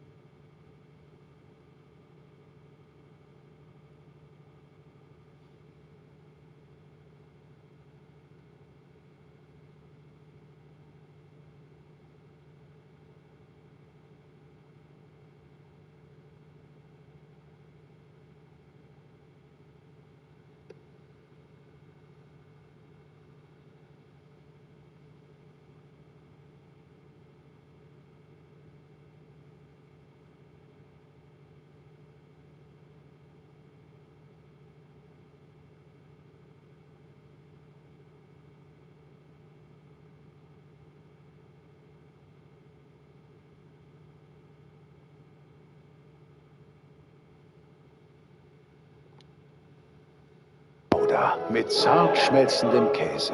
Jetzt liefern lassen. Warte mal, hast du den Glanz in meinen Haaren gesehen? Neu, Elvital Glycolic Gloss. Mit Glykolsäure, um die Haaroberfläche...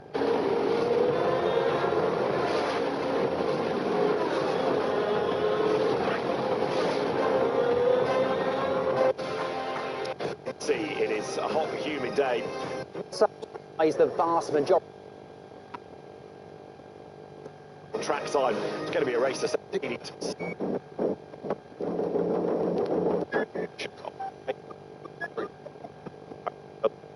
Here there's always one of the lowest corner of the track. Difficult braking point as you come from a very fast right into a hairpin first gear. Here, very important to take the most out of it. A lap with me. For this team.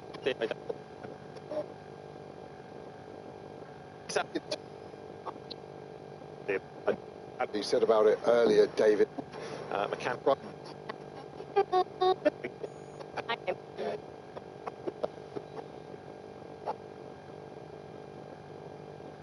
Kevin Estre driving a retro livery, one of which he's already carried. The pink colours are on this grid, and he used those to win at Le Mans in 2018, along with Lawrence Van Thor and Michael Christensen. Right, looking down the grid then, from the car that is 7th, the Team Gojigan Yukanaru driven entry, the Nissan GTR. Good to have not only themselves and only with their Thor in 30th place, so they're not at the sharp end as it stands, but investigation, never good. No, the car did an extra lap through the pits, which is not allowed. That is why we understand the car is being investigated. Now, very slowly away they go. The pole-sitting BMW on its own, and did it go a bit soon, or was everybody else struggling away? Or anyway, they're away now, but it looks as though the BMW was the only one that wanted to move. I didn't see if the green flag was waved or he was just following the leading car there, but I would say the BMW went too early because he was very sporting and waiting for that AAA Mercedes, who looked like he was making a point of sat stationary there for what felt like a long time. Yeah, because the leading car is allowed away, and then on instruction the race cars set off. So the pole car, Kelvin van der Linde at the wheel of it. It was the average of the time set by him, Raffaele Marciello, who was 4/10 quicker in his stands run qualifying, and Charles Weirts, you heard from earlier on the grid. So the car's working their way through the first sequence of corners through a mess that snakes its way up through the anti-banked curve at turn 6, Hippo corner at 7, and then up towards the 2 elements of the Denver curve here behind the safety car. Now, the light is still on red, and the BMW goes exactly what Joe suggested. It followed the safety car and then slows, but that, I fear, could be a penalty. Certainly that's been a penalty in Macau GT races in the past. I know it's not the same rule set necessarily, but that's going to get looked at, I would have thought, as well. Let's see how it's not driven through a red light. That is very, very schoolboy from Kelvin van der Linde there. And he'll be pleading his innocence, but it'll be interesting to see. So let's have a quick look at who the pole sitters are in class. In AM it's AMAC Motorsport, in Pro-Am it is LM Corsa. So Porsche and Ferrari, another pole in class in bronze for the Harmony Race and Ferrari, silver to Audi. And that car third on the grid, a mega effort from the Audi Sport Agency Fancy squad. And pole overall in Pro Team WRT, so those are the 5 classes. Let's have a look at the grid then. Kelvin van der Linde starts on pole position in the BMW with Maxime Martin lining up alongside. It's going to be Frankie Cheng to start the Audi third, and Alessio Pibriello in the 1981 Super 1000, the winning livery Porsche. Lawrence Van Thor in the Newman colours next with Dustin Blackmore alongside him. 7th, Hugh Kanemaru, who we heard from on the grid in the championship, leading Augusto Portas ahead of Scott McLaughlin, and Kenny Hamill, the independent joint championship leader. Klaus Bachler next with Shinakatsu Agisaka alongside. Ukiyo Sasahara next with Ran-Kun Fan for company, and then it's Antares Au and Alfred Renauer Porsche. Next up, Thomas Neubauer and Jay-Z from Yorikatsu Suzuko and Kerong Lee. Next up, you've got Ian James in his Mercedes, Steve Yance on the outside ahead of Tatsuka Kataoka and then Sean Walkinshaw. You have Jeffrey Ibrahim alongside Atsushi Miyake, Hiraki Nagai and Ralph Aaron. Andrew McPherson and Liang Jiatong are next with Yuka Shibata and Ben Barnicoat on the final full row. Adrian De Silva rounds it all out as the leading car, pace car as it is.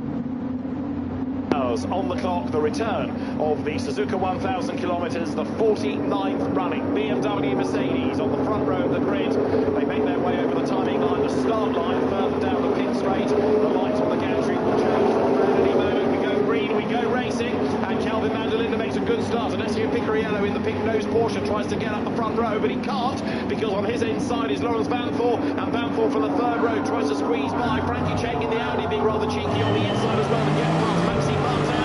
They wriggle their way out of turn 2. Wide goes Picariello onto the dirt. The two Porsches are still toe-to-toe. Vanderlinde lead. Vanthor is off the road into his fellow Mark Bates. There, the two Porsches clatter into each other, and the Porsches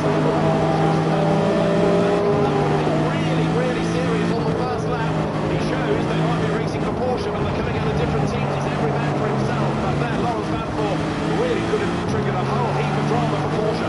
Damage as well to the front of Vanthor. Bodywork only at the moment. It was all because the Audi of Jane Fruit just suddenly stopped coming out of turn 2, and the Porsches had to split either way. It was actually Picariello who had made the best start. He got the move done round 2 on Vanthor, was up to third, and then they split that Audi. The Audi, I was walking through pit lane, they were head deep in the engine bay, looking at something. I hope there's not a misfire or something like that. The Coach Egan, Nissan there for the 500 car, has had a good start, and that's the Audi in front. Seems to have good pace now as they go through 200R. The two Porsches up ahead. Seems like Vanthor has survived. Picariello looks like he's okay too for the Origin team. At the moment, the lead two getting away. Vanderlinde from the Mercedes of Maxime Martin. The race starts under investigation. The cars are pouring their way out of the curve there, and it is Calvin Vanderlinde leading from Maxime Martin. It's BMW ahead at the moment with Mercedes AMG second. It's Porsche third and fourth. It's Audi fifth. Lawrence Vanthor just ahead of Alessio Picariello, and he's going to want that pace back, isn't he? He's not going to like that bit of hip shoulder, but he was offered up by Vanthor in fifth place. It's still Frankie Cheng as the cars come then now down towards the chicane, and the Audi there is being given a very hard time indeed by Cannavaro, who's been a race on the grid, so he started 60 runs out of the chicane. Lap one, the two Porsches then go through together, but it's Vanderlinde ahead of Martin at the end of lap one by 1 second, then 1.3 back. You've got Vanthor, Picariello, Frankie Cheng is fifth in the Audi, Cannavaro is sixth, Augusto Farfus BMW 7th, Scott McLaughlin's Corvette is 8th. In 9th place it's Okio Sasahara in the Callaway Corvette, and 10th it is Patrick Niederhauser in the number 23 pink Porsche. Yeah, the Ferrari battle rages on here. The running rocket getting overtaken there by the LM Corsa car, the number 16 car there. That was a good move on Wakasaki in that red Ferrari with the Alpine Star logo on the back at the moment. Looks like he's got great pace as well. He's starting to check out away from the ramming car. I just wonder if Vanthor, the damage he's got, we've seen that Porsche collision to the front wheel arch before, and that looks like to me the air's going to get underneath that gap you can see, and potentially that's going to be a problem. If they get through to the pit stop, of course, they'll get some tack tape on it to put it back down. I also wonder if that pink Porsche's got any steering damage. They were both in the corner. When you've got steering lock on and then there's contact, that's when you can take out the alignment, and you've got to then suffer through it. The race looked clean. It was a good start. Just what you need to do is watch the two Porsches. They go side by side. The pink car round turn 2 got the move done, but then it was exit of 2. The Audi just stopped and the Porsches had to split. It looked like the front row had almost premeditated that. And the Mercedes there, Maxime Martin slots in to there, and it's the Audi on the exit of the next corner. It suddenly all kicks off. There was slight contact between the two Porsches. This is where I thought Picariello had done a mega move, but that Audi look, it just goes nowhere. That causes Vanthor to go around the outside. Vanthor then goes on the dirty part of the track, cuts across the grass and T-bones the other Porsche effectively. And this is the view from further back on the grid. The car's thunder down towards turn 1. On board here with the Good Smile Racing Mercedes 0-0. The car being started by Tatsuya Toyota. See how busy it is. Cars all around him as he hustles it through turns 1 and 2. And then the road starts to open up a little bit. They go through that long S3, 4, 5. Turning left, turning right, turning left. You can see here it's difficult running side by side because it is so narrow. Looks like the Audi now of General Food has picked up its pace with that Callaway Corvette. The move back round now, the flames are drawing down the front of it. That's going really well. Like I said, it's starting the race. It had been very quick earlier in the weekend. The Mercedes fleet turning his way through the Craft Power racing cars, getting themselves on the order. Good effort by Ben Barnico, because the car started 32nd, and at the end of lap 2, Ben Barnico's up to 21st place. Now we know that Ben is a weapon. vastly experienced driver. Race start, no further action. Rico sitting on the back of Steve Jans at the minute, trying to gain further places. So Van der Linde now 1.4 seconds up the road from Maxi Martin. He's stretching that gap. Does one get the feeling that Alessio Picariello is being held up a little bit by Vanthor? Let's have another look at what happened between the two of them. So the Audi slow off too. Picariello onto the grass, that delayed him as well and gave Vanthor what looked like a chance, but then he runs wide himself. For me, it's got to be a penalty for Vanthor because he's overtaken him off the track, then hit Picariello and taken the advantage. I think the smart move for Vanthor is just to give the place back. He obviously feels he was innocent in that, but he was free off the track, which then made him career into the side of the other Porsche. Very awkward between two Porsche factory drivers as well. And the Volglas Porsche is going to be given a 10-second penalty on its pit stop for going through the pit lane instead of going straight to the grid. The instructions were no reconnaissance laps and he drove through the pit lane. So it's a 10-second penalty to number 33 Porsche making his endurance debut. So it's all part of a learning curve really for that team. Over 6.5 hours, 10 seconds may not matter too much. There are the Porsches and Laurens Vanthor is still staying ahead of Alessio Picariello. Now that damage on number 7, you can see it sort of underneath the front left wing. Not getting any worse, but it's going to be a tank job, I suspect, on the first round of pit stops. Right, that was the second shot as well, the 30 car. Lucky, that's had a mega start, that's made 11 places like Barnacle. Here's the car that's got the 10-second penalty, 27th at the overall. So they've made up 3 places at the start, and so far relatively clean racing between all 33 GT3 cars. The other car from the back of the grid, Adrian Da Silva, he's gained a place at the expense of Andrew McPherson. We're going to have a full course yellow. The teams are being told, prepare for a full course yellow. Now, is that because of debris on the road? So the 86 car off at turn number 8. The Origin Porsche, that is the sister car here. Car slow down to 80 kilometers an hour. And then we will decide how long it needs to be. Niels Mitchell's race director has been super proactive this year in a lovely way of getting back to green without always going to a safety car. Let's see how long we need to be under this caution. So 86 then is off the racetrack. That's the Origin Porsche of Carol Lee, which should have been a competitive car. So how he got into the gravel, we'll try to elicit. It's in this general region, I think, isn't it? There it is, and it's gone all the way around into the gravel. So that suggests he might have had a tap from behind, but the car goes a lap down. It's going to be hooked out of the gravel. Hopefully it can rejoin, but it's going to be, as I say, off the lead lap. And if it's a swift recovery job, then we can go back to green without too much time lost. It's on the edge of the circuit. Yeah, and already the marshals are there in their track vehicle. I don't see those vehicles outside the track. They're super purposeful, aren't they? They get great traction, look it up and get it gone. So I'm relatively confident this won't go to a safety car. And also, it's probably going to be less than 3 minutes of full course yellow at this point. Looks like he's by himself. Look at this green turquoise Porsche turns in, rear loose, and it's then just looped round and he got stuck in the gravel as it comes to a stop. Difficult for the driver, tire pressure still going up, full of fuel, 100 kilos more of fuel than he would have had in the car last time he started and qualified. Easily done through that sweeping part of turn number 8.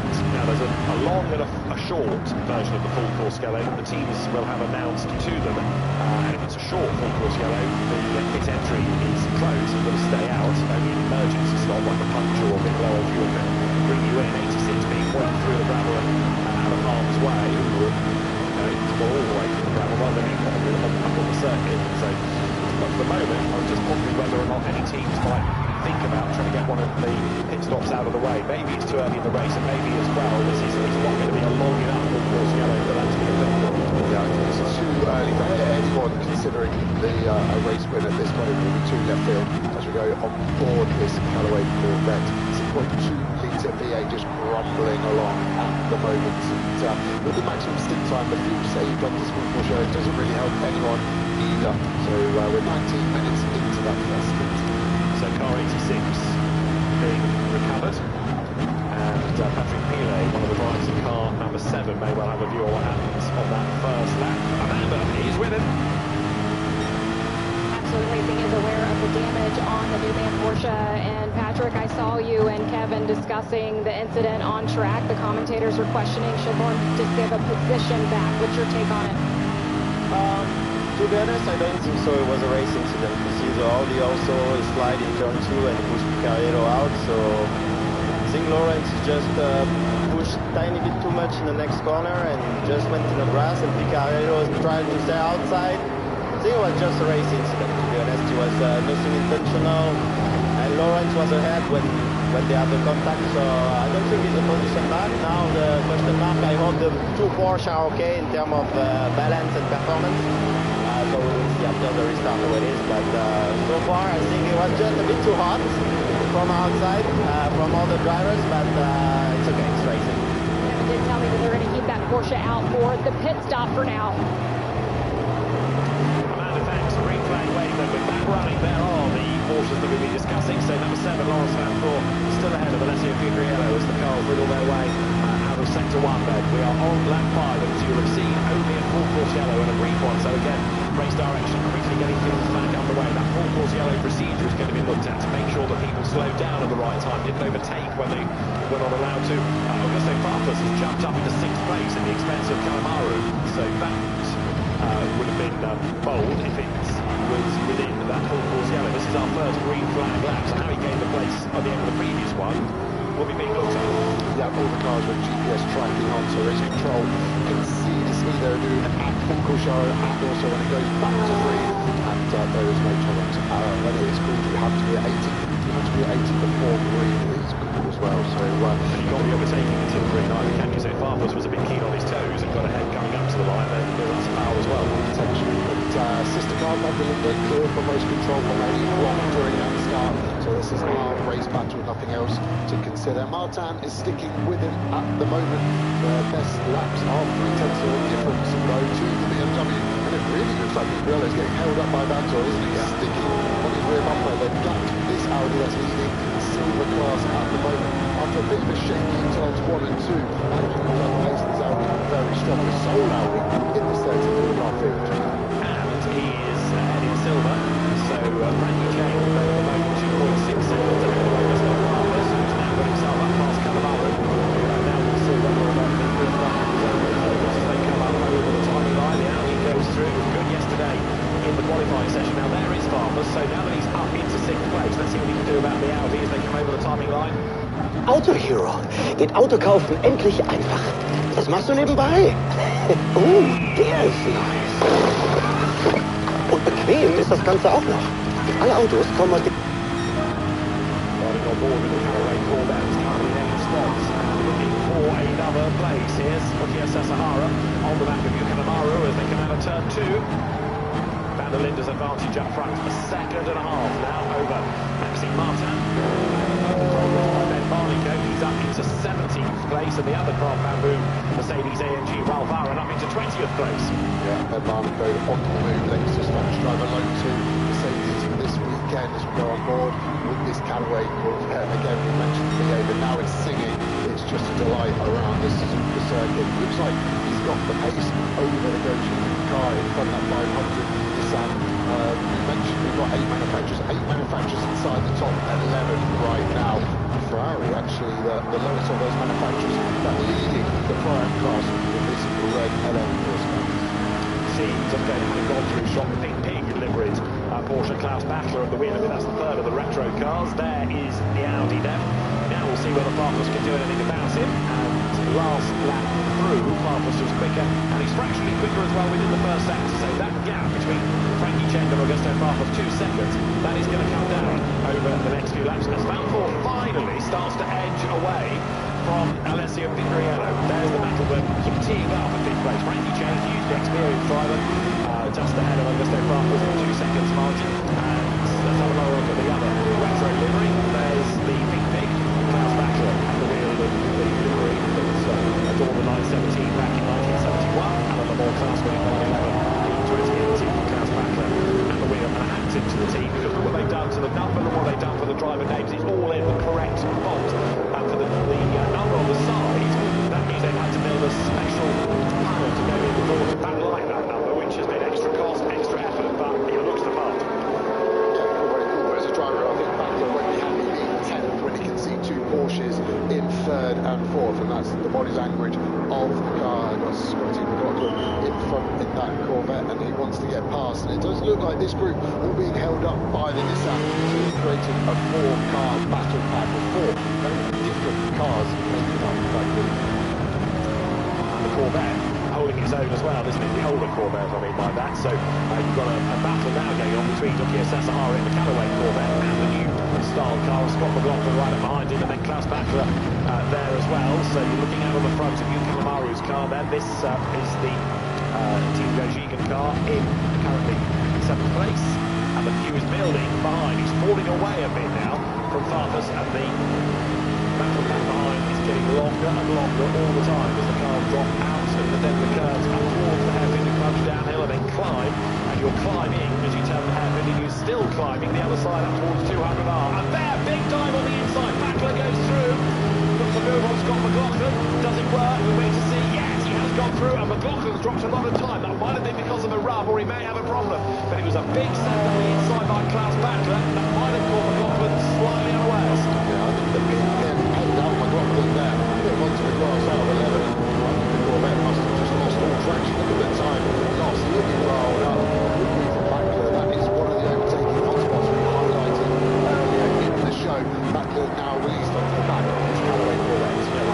His trusses now goes in pursuit of the Callaway Corvette ahead. McLaughlin needs to make sure he's not going to be reeled in by Wacky Saka in the 11th place Ferrari behind. So here they come up towards the chicane. The two Japanese drivers there, Kanemaru and Sasahara together. Yukiya Sasahara, another of the Japanese that we've seen on the racing with results in Europe. Winner of the gold medal in the FIA Motorsport Games GT competition back in 2019 in his Lamborghini to the timing line. Down now towards the right hand of turn 1, pulls out, pulls back in again. Now Bachler's going to be interesting, isn't he, now with clear space ahead of him for a lap or so. What sort of lap time can he get out of that car? The fastest of the race right now is Van der Linde at 2 minutes 2.3, but Bachler is on a mission. Bachler is the ball in a Corvette sandwich, isn't he? He's got the C8 behind him, the C7 in front, and Sasahara here in the Corvette struggling to get past the Nissan of Kanemaru because Nissan is so fast in a straight line. I remember when I used to race against him, we'd follow it through the corner and then it would just open up the power and the turbos. How it used to just put this emissions into your eyeballs as well. Your eyes would be running following that car. So it's not the nicest car to follow, that Nissan GTR, and that will be even more motivation for Sasahara to get past it. There's the race leader though on his own pretty much now, Calvin van der Linde, dominating this first, albeit interrupted stint. 2.4 seconds clear he is at the moment of Maxime Martin, with Laurens Veuve in 3rd place, but the BMW out on its own for the moment. There's Martin in 2nd spot. A real busy sports car weekend because you've got some GT drivers away doing Silverstone, you've got some on DTM duty as well, so it means that the manufacturers have had to shuffle their rosters a little bit. And, of course, ultimately, IGTC points are for the manufacturers rather than necessarily for individual drivers, but it does give you some really interesting driver combinations, some that might be loyal to the brand, but working with other members of the brand that they don't normally share a car with. That was an interesting dynamic that moves around so much in IGTC. Van der Linde last time by did the fastest lap of the race, and the lap is just completed really a tenth bit slower, so the BMW seems to be able to hit this metronomic pace of the low 202s. Everyone last time round in the 203s had showed to the dominance at the moment of the WRT car. Well, the Porsches then, so they might have better pace today, but it's not ultimate pace, is it? So at the moment, that WRT 32 BMW looking good. Now, what about Farfus in the sister car? His last lap at 2 minutes 3.4. That's a second slower than Van der Linde. Farfus can't break traffic because he's 1.9 seconds back from Cheng, so his BMW, at least for the minute, is running at a different pace altogether. Of course, they're the same car. They don't need to be running the same set of drivers. Sometimes they have preference. Yes, there's 3 drivers in all of these 33 cars, but they can just go off on a slight tangent at the moment. That's what I would assume, because I'm not going to say that Farfus is a second a lap slower than Van der Linde. They're always within hundreds of his top throws, so it then comes down to difference of car and how they've set that up at the moment. 32, much stronger than 31. 86, by the way, back into the race, and 2 laps down. So that car circulating once more as the Porsche's there for 3rd and 4th time at hill. Frankie Cheng 5th. Farfus is getting closer, but he's not exactly storming up onto the tail, is he? This Audi has been the revelation of the weekend. The team, the Audi Sport Asia Team Phantom Squad running, okay, the most recent example of the R8, but relatively speaking, an old GT car with relatively little support these days. Audi Sport, of course, toning down all its customer racing activities. They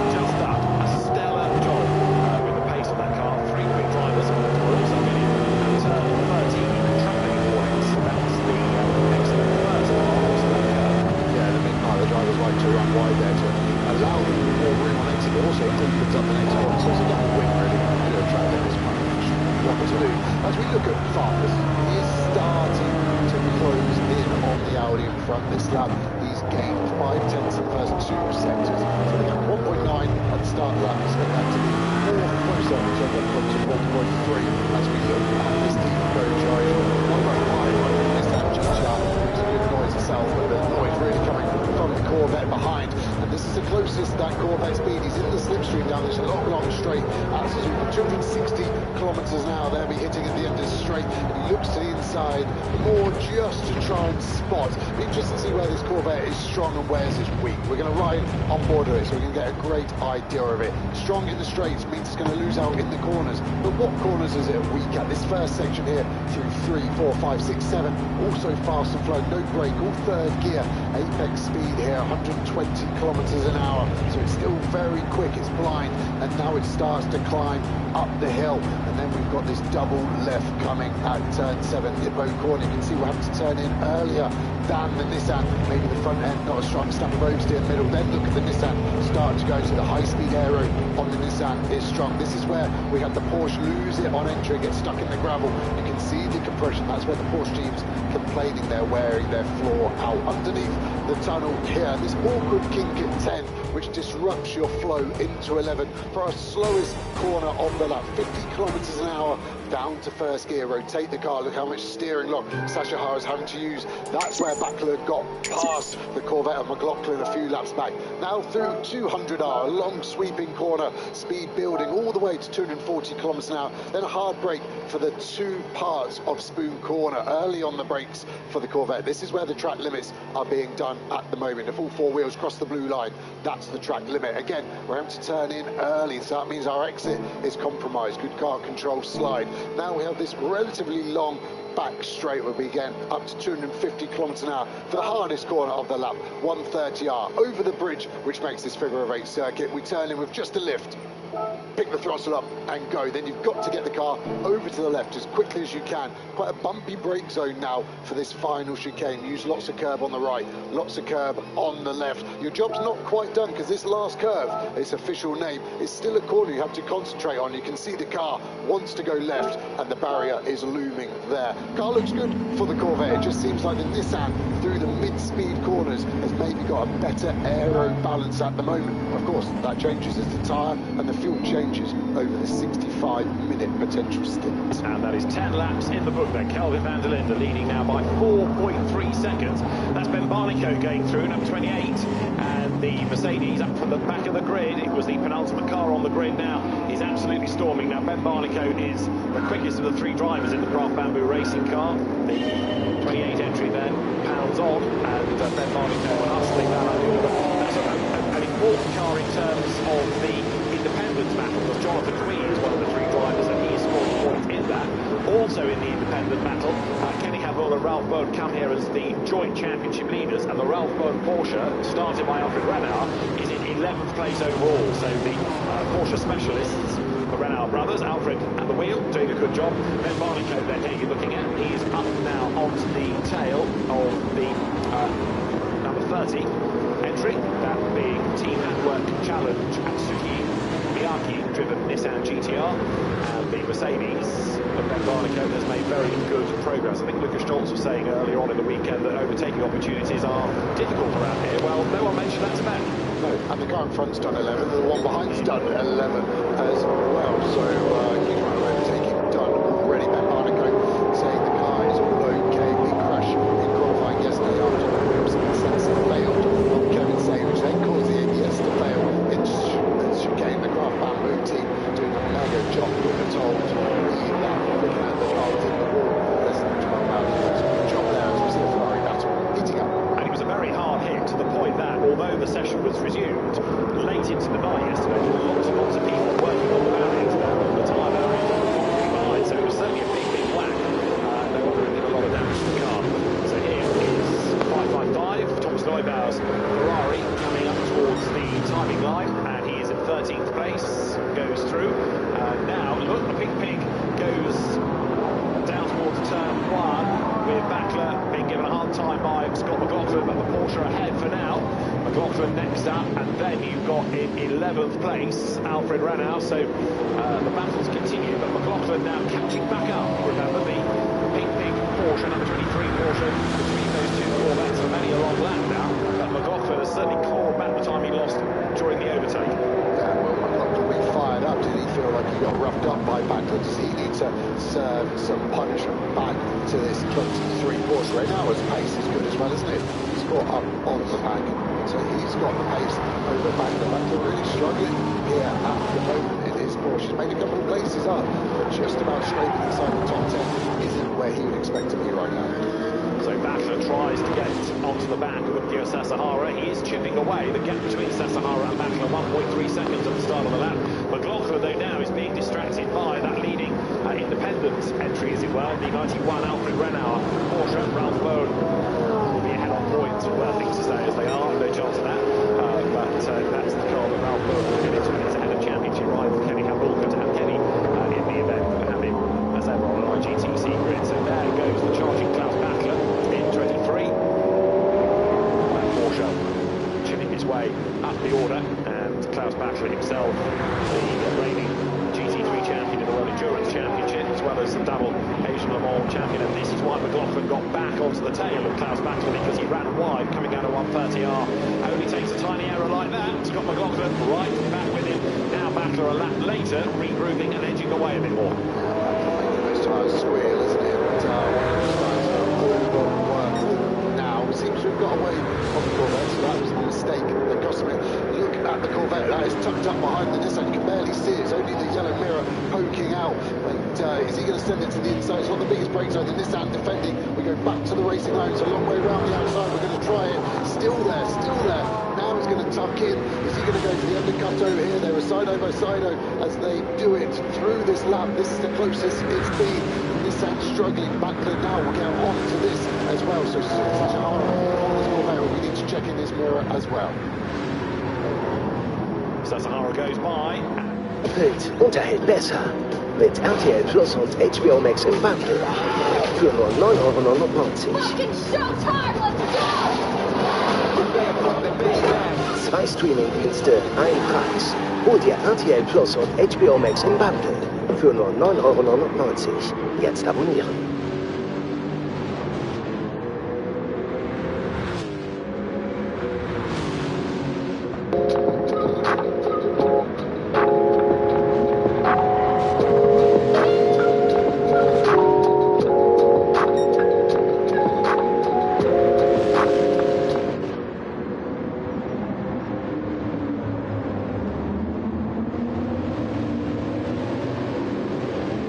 Klaus Backlund trying to get a little bit nearer as the cars swing their way uphill once again then. So the Porsche is getting closer. Klaus Backlund edging nearer and nearer all the time as they have to protect the curves. Trouble is, Backlund might get stuck in a moment. If he's not careful, he needs to try and make the move, if he can move it, swiftly. Otherwise, McLaughlin getting back with him. But that really has concertinaed now, because not only is he on the tail of the Corvette's right there on the back of the Nissan, heading to the hairpin. This is where Backlund pulled his move earlier. Comes back in behind the graphic and tries to go around the outside. No chance there. Can he get the drive up the hill? Heading towards 200R. Not quite, but it does now look as though that Porsche is the quicker as they sprint their way round 200R up towards Smooth Curve. One of the beauties of GT3 is to see where the cars have their strengths and their weaknesses, and the Porsche closing up at Smooth Curve, and Porsche with a little bit more power on that BOP adjustment overnight. And Klaus Backlund trying to use that to good effect. He comes very rapidly out of Smooth Curve, and now we'll think about where he might be able to make that pass against the Corvette, ideally in a straight line. Failing that, he's going to have to dive up the inside of the chicane. Sasahara goes defensive. He starts to edge away from, as he dropped back from, Kanemaru ahead of him. Out of 130R they go now up towards the chicane. Does Backlund think about a move on the inside? He may have thought about it, but he wasn't quite close enough. No, this is where the Porsche will struggle as the cars go through up to third, fourth gear. The Porsche not the strongest in the industry. Of course, they'll be aided now. The hole is getting punched by the big Nissan, by the big Corvette, but they will still be going away. I just wonder if the Corvette having to get some clean air, because I would rather be staying in the slipstream. I know he's showing the inside. Overheating a bit. He's having to cool the car a bit and give up some of the slipstream. Now the strongest car in this battle. It's amazing, the ebb and the flow. And some of the teams have mentioned that if you overwork the tyre, it's very hard for it to come back. You have to do a few slow laps to bring the surface temperature down, so then you can push again. And also have a look at the other Porsche that's coming alive in the background, Alfred Renauer. So Backlund Backler's car getting better as the stint wears on. Is that the saying, I wonder, of the Vanthoor and Picariello cars? Their lap times are coming down, but not to the pace of the leading BMW of Van der Linde, that's for sure. They're still third and fourth, as now Canamaro gets away from Sasahara. Klaus Backler closing. Can't get into a move at the Degler curve then, so as the field comes out of the second element of it, down to the hairpin. This is the part of the racetrack where Klaus Backler has been good in the past. You saw Sasahara running a little bit wide there. That doesn't seem to compromise the exit speed too much. Backler thinks about the inside, almost up the inside, almost into the back of the Corvette. Very nearly rubbing as they come out of the corner. Klaus Backler, oh so close to making that move work then. He does like the hairpin, doesn't work. A lap ago we saw how good he was going into smooth curve. Is that going to be an option for him this time? Sasahara to make a mistake, I guess, and open up the door. But again, look how much quicker Backler seems to be on that part of the racetrack. He can just send it in. I think there was contact. I think he gave the Corvette just after the apex. Let's have a watch. You can see him close up. Then he just rolls off the spring now, and there's just the slightest of contacts. Just trying to rough Sasahara up. Just let him know there, potentially put the car into a bit of oversteer, making the Corvette unable to get on the throttle to get the move down. A proper bumper run potential there for Backler is lining up. Just look at the pace of the leader. We've done 14 laps now. That car, Van der Linde, has only done one lap time slower than a 2-minute 2. The two Porsches in third and fourth haven't done a single 202. That is the dominance right now of Van der Linde, the 32 car leading this race. By 6.6 seconds as Martin, Vanthoor, Picariello, Chen, Farfus round out the top six. This is the long line for seventh. Canamaro, Sasahara, Backler, and then the recovering McLaughlin and Renault in 11th place. Right, Klaus Backler has put himself close again to Sasahara. And let's tee all this up to see whether the move comes at the hairpin. Backler conscious of where McLaughlin is, not close enough to be in jeopardy at the moment, but equally doesn't want to get stuck behind that Callaway Corvette for much longer. So out of the long-esque sequence they will come. This is a part of the racetrack where the Nissan is able to stretch its legs, the Corvette likewise, and you can see that McLaughlin actually the other side of the S's is that little bit nearer to Backler. So again, Klaus close as they come up towards the Degler curve, part one, into the second of the right-handers, and then the drop down the hill. The hairpin is where he thought about it a lap ago. He's going to be close. Let's see whether he makes the move again as they head towards the braking zone. Not really near enough, but he's late on the brakes. We look at McLaughlin, who's a little bit further back. And if anything, he's closer to the Porsche at the braking zone than the Porsche is to the Corvette. Yeah, Bingo Racing will have a bit of PTSD at that corner as well in the Japan Cup race. Earlier in their Ferrari, they were assaulted. What car assaulted them, David? It was a Porsche, which came from a long way back, rather dive bomb them. So, yes, different car for Bingo, different team running the Porsche here. But, yeah, they will not want any contact. They have that bit of a rub, a pork scratching, I think it was a lap ago. Backler got its all over the Corvette. Let's see what he can do here as the cars come up towards the 130R. So Backler in the retro livery, the pink pig, looking to slice past the Corvette. Into 130R they come. No opportunity there, and he's not close enough in the chicane either.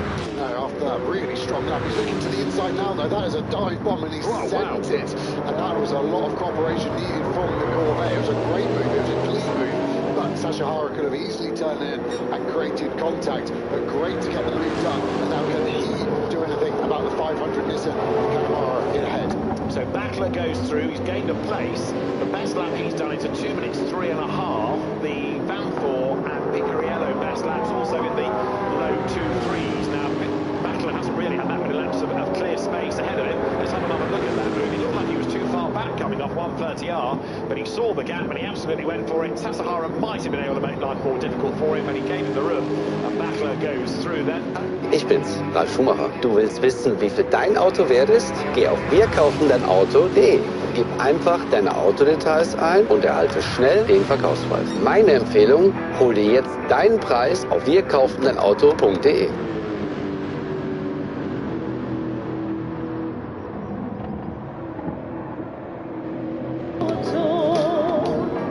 Das ist mein Foto, klein oder groß. Wanddeko, Fotobücher und viele weitere Fotogeschenke.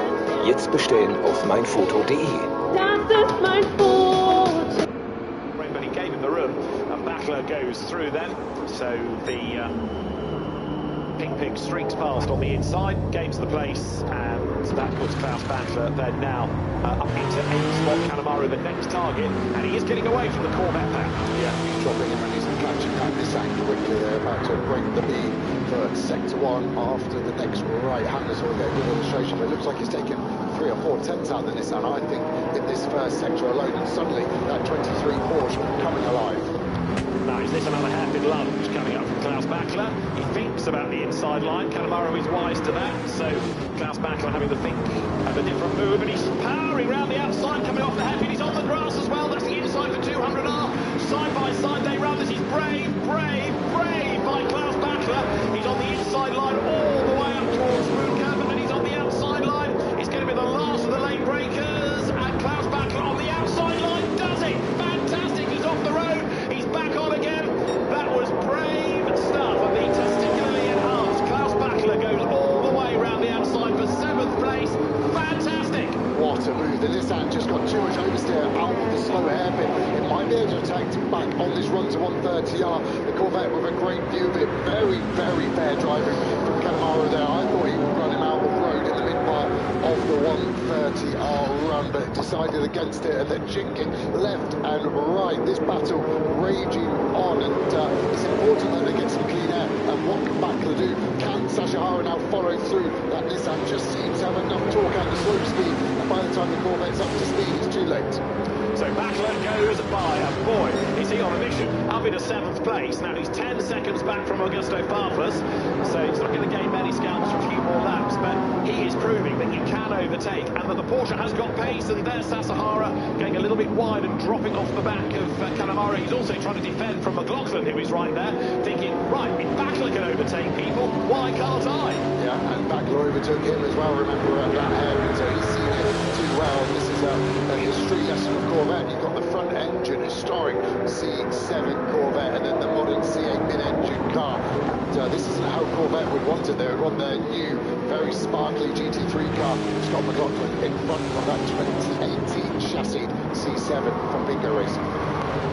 So Klaus Bachler right now is our driver of the race so far, with all due deference to Kelvin van der Linde, who is ahead of the minute by 8 seconds, 8.5 seconds give or take, from Maxime Martin, and he in turn is nearly 6 seconds up the road from the best of the Porsches of Lawrence Vanthoor. So it's BMW, Mercedes, AMG, Porsche, Audi, BMW, Porsche, Nissan, Corvette. This is the movie. Started back at the hairpin, but to do this through 200R and be on the outside into Spoon Curve, just outstanding. Yeah, left them all space, he ran wide. I don't think race control even look at that. It was a track limit, but I don't think that was overtaken by David Advantage running off the circuit, and clean and hard racing by both the Porsche and Nissan. I mean, bear in mind, he had 2 wheels on the grass going up the hill. You could argue that gained an advantage, but if you got an advantage by being on the grass, it's just brave, isn't it, in anybody's book?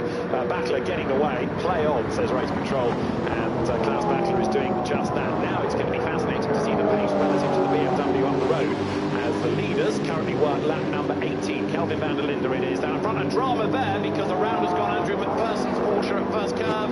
He will scatter around him, so the enthusiastic Australian privateer in the car that he shares with Ben Porter and Australian TV presenter and racer Grant Denyon gets back onto the road up towards turn 2.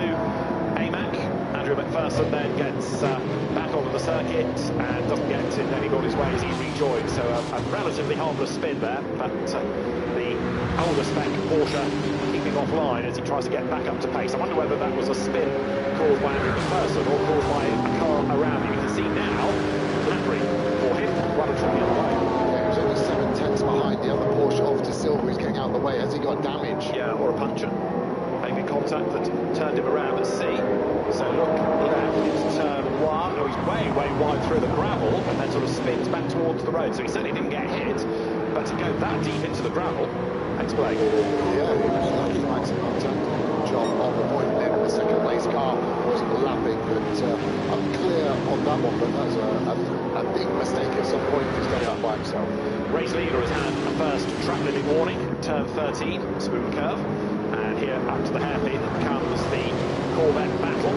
Corvette old and new, with at the moment Akio Sasahara ahead of Scotty McLaughlin. Alfred Renau is next up. McLaughlin, now a citizen of America, with all of his IndyCar exploits for Penske, triple V8 Supercar champion. He won the development series, and when he first came into Australian motorsport, his then manager Chris Jordan.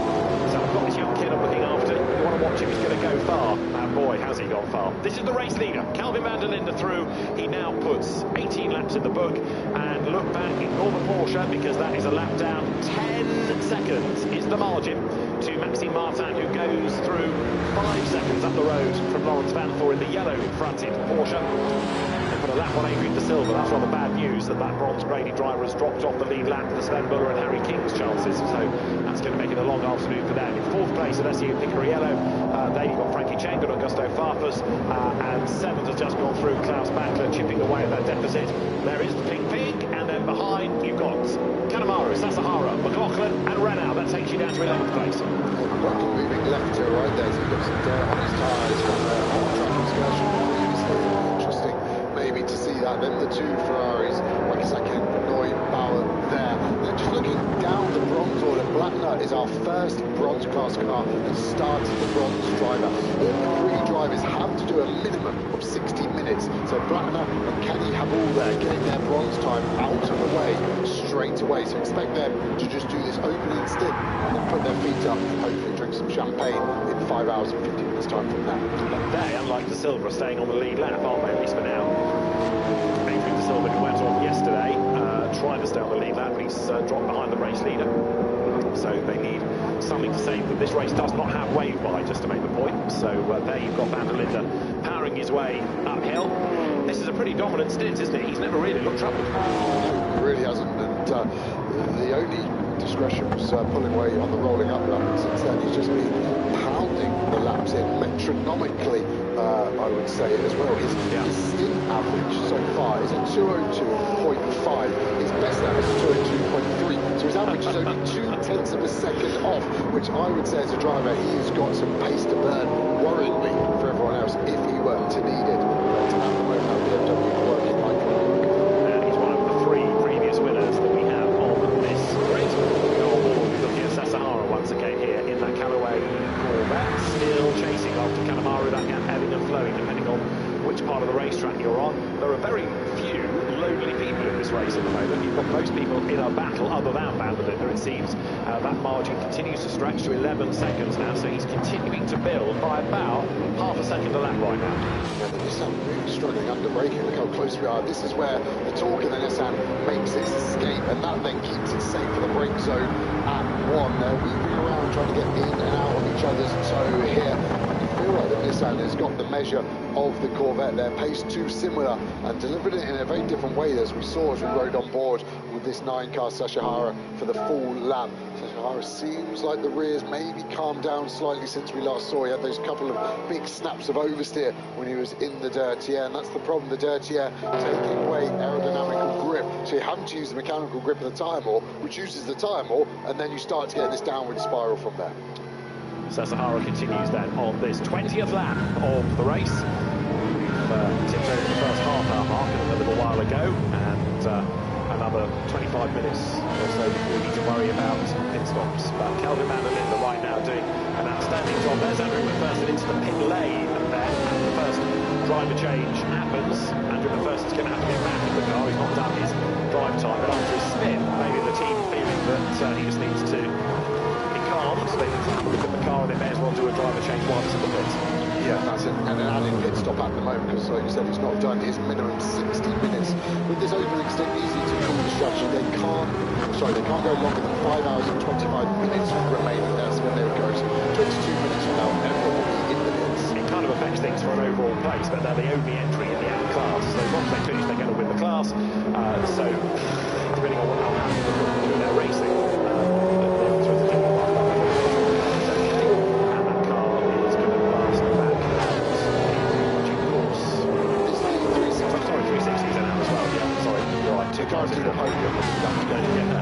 so they need to stay ahead of that, and 360 the runner.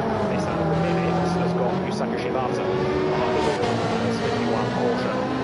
Doesn't look to have suffered as a result of that trip in the run particularly. You can't see any obvious damage for that older jet. You can't notice the difference between Porsches, can't you? It's the ongoing automotive joke of what the Porsche jet is. That one is quite dated compared to the 992s it's racing against on track, and that's filtered. Yes, and that's filtered into an awful bit of track for the Nissan. Luckily, I think everyone equally is going to get held up in this battle, so no one's going to benefit. Gran Turismo is at the wheel of the car. Very accomplished racer, but Channel 7 TV presenter and winner of Dancing with the Stars many years ago. He's done 3 Bathurst 1000s, it was 9 with Alex Davison as his best result. He's raced in GTs, Minis, V8 Supercars, V8 Utes, behind that, so made a great job of running the V8 series. So he's an accomplished driver. Don't expect miracles in that older car, but Grant Denyer is a very rapid pedaler. Yeah, he's made from a quality material, isn't he, Denyer, there? And looks like the McLaughlin still all over the back of Sasha Hara. We've seen this now 5 or 6 laps. The Corvette's amazingly different in their concept where the engine is, but the lap time delivering so similar. And that's always the negative of a modern GT3 car. I suggest as they get closer to turn 11, they're all okay. Is that the manufacturers develop a car to be fast, and sometimes don't listen to the development of the driver. And if you're fast in the corner, the balance of performance naturally means you won't be fast in the straight where you overtake. And I think that's what we're seeing a bit with this new Corvette. Very quick in the corner, gets caught behind the Corvette. And the old Corvette, there's no replacement for distance, it just goes into the distance down the straights. Klaus Bachler, by the way, last time, best lap out of the 23 big Porsche, and another quick Porsche. Antares out, 23rd, number 10. And he's another in that fight for independent honours. That car's best lap, and Antares out, doing his stint, getting the bronze time out of the way. McLaughlin goes through 130R towards the chicane. Sasahara a little bit wide there. You saw some dust being kicked up. He survives the scare. But McLaughlin even closer then, as these two very different ways of cracking the Corvette issue come out of the chicane and drop down the hill. Kanemaru, though, is escaping, isn't he? Because those Corvettes are battling, they're holding each other up now. Yeah, they really are. Their last laps now, 2 minutes and 5. As Van der Linde finally goes another 2 and 3 for reference, but he's still on that last lap, 9/10 a second quicker than anyone, 1.2 seconds quicker than the second place Max Martin in the Mercedes. So still a stellar stint from Van der Linde. And bear in mind that you've got Raffaele Marciello to go in that car. He is, never mind Charles Weird. The fear must be for the other teams right now that is not at all.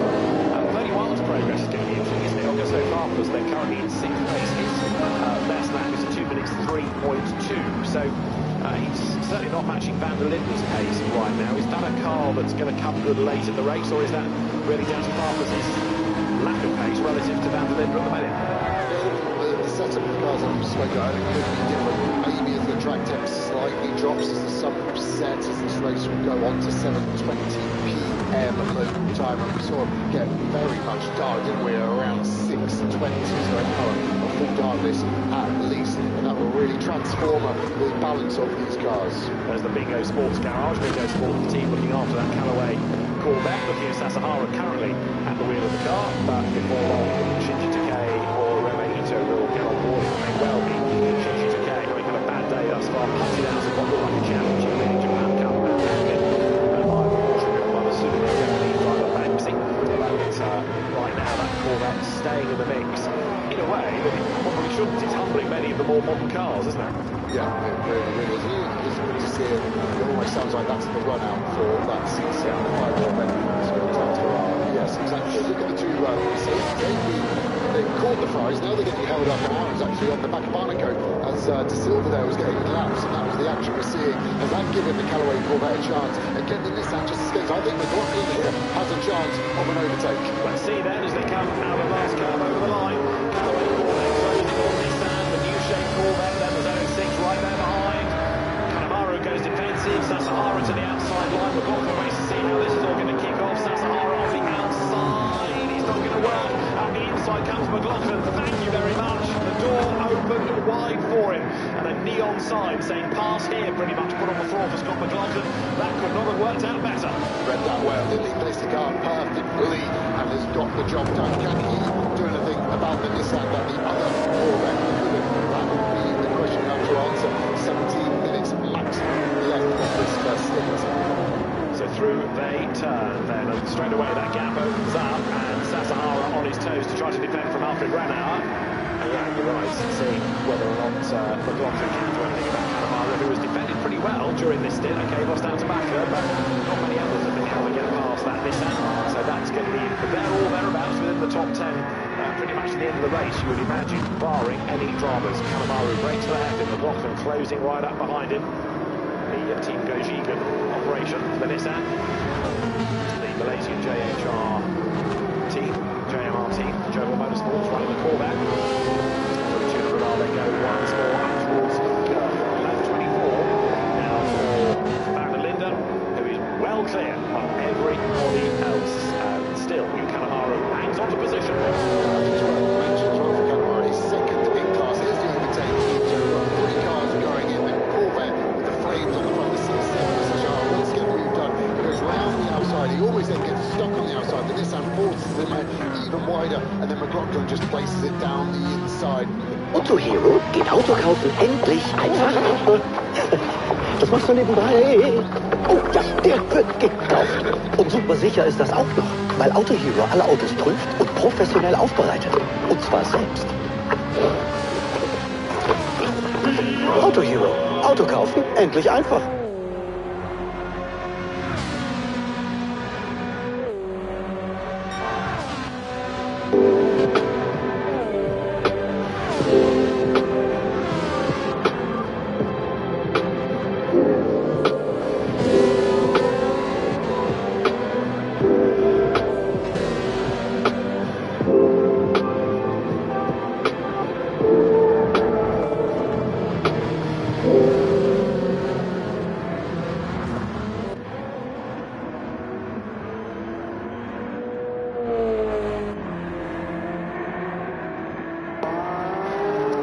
Sending down a marker here, isn't he? You don't mess. He knows how to defend, so it's going to be interesting now to see what McLaughlin can do. Canamara, who has done a bit of racing in European single seaters as well as in TCR and GT World Challenge Asia. He's done a bit in America in the Intersports Car scene as well as in Super GT. So he's a really experienced driver, and he's got a lot of racecraft from a lot of different areas of the world under his belt. McLaughlin close again down towards first curve. Look at the way in contrast Sahara now dropping off the back, almost like a bit of the fight's going out of him after losing that place. He's just worked his time. Just the point I was going to make about Canamara there is that he's a silver class car, so this is for overall positions. Of course, they're fighting. At the moment, he's second in class, and you can see the numbers on the timing tower there. The background is what class. The white background is the pro. You can run whatever lineup you want with your driver grading. Silver have to be silver. Then the bronze background cars, they've got to have at least 1 bronze in the car. The same for the black pro-am ones as well. Then the red background, you can see, is all bronze. So that's all the classes covered in. The difference is Ben Barnacote in this car that started outside the top 13th now. And he's in the pro-am lead. Has it been such a good stint? And actually, what's happened to Akisaki? He's dropped quite a few places on the last lap in that Ferrari. He was in front of Neubauer last time I saw, so it's been a problem for that red 60 horse Ferrari at some point. Which therefore has dropped back down to 15th place. Ralph and another one scouted by as the leaders pound on then up through 200R. Van der Linde, 24 laps in the book. We're edge closer to pit stops now. And that last lap by Wakasaki suggested an error having lost those places. So lead down 15.7 seconds. There, Ben Barnacote goes by, getting closer to Thomas Neubauer. Alfred Renauer on the back of Kiyosaki Sahara. So there are still quite a few places up for grabs before drivers get to the pit window. Even on their end lap, they'll still be pushing, still trying to gain ground. Barnacote fades to the inside, wasn't close enough, and he's just trying to unsettle Neubauer. Renauer in the black Porsche, look in the background as they come through the traffic into the chicane, not able to have a go there at lapping Sahara, but they do get ahead of that Porsche of Sun Junzu. So the number 13, rather 4 delivering Phantom Global racing car, goes a lap down as well. Van der Linde to Martin now 15 seconds, and again McLaughlin is close down towards turn 1. But Canamara still defends that inside line. McLaughlin tried pretty much everything. Canamara, as I said a lap or so ago, putting down this marker, then he knows how to defend. Yeah, placing the car in the perfect place. You always overslow it when you're defending, so you stop the car on the apex to make sure that Porsche of JC is getting roughed up by the Craft Bamboo ones, and he won't be getting an encore from Craft Bamboo. He held both of them up. Barnacote now having to defend from teammate Aaron. Yeah, those two sticks of bamboo getting together there, and Ben Barnicoat and Ralph Aaron together. So yes, that Porsche drops a lap. It's in 30th place overall right now for Sun Jingzhou. Here's the replay of it. Barnicoat versus Aaron and the Porsche offline, off the road, and therefore also coming back at the Wakisaka in that Ferrari. Up towards the hairpin they come then, with Fiesta Sahara just fending off Renault. Still, Kanemaru fending off McLaughlin. Nissan versus Corvette, and the Nissan here second in silver, leading the Silver Cup entry is the number 14 Audi that rounds 5th overall. We've not seen much of it for a while. It's having a rather lonely race, but still doing a very impressive job indeed up the road. Up the road, 13 seconds out of it, this out. Felt like it was only 6 or 7 laps ago.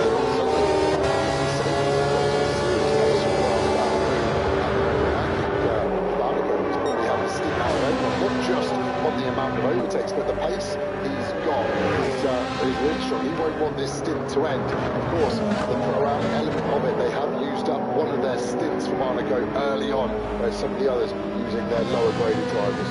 Out of the chicane comes that battle pack for 6th, 7th, 8th, 9th, 10th, and it grows as Barnicoat and Aaron are getting a little bit nearer as well with Corvette and McLaughlin.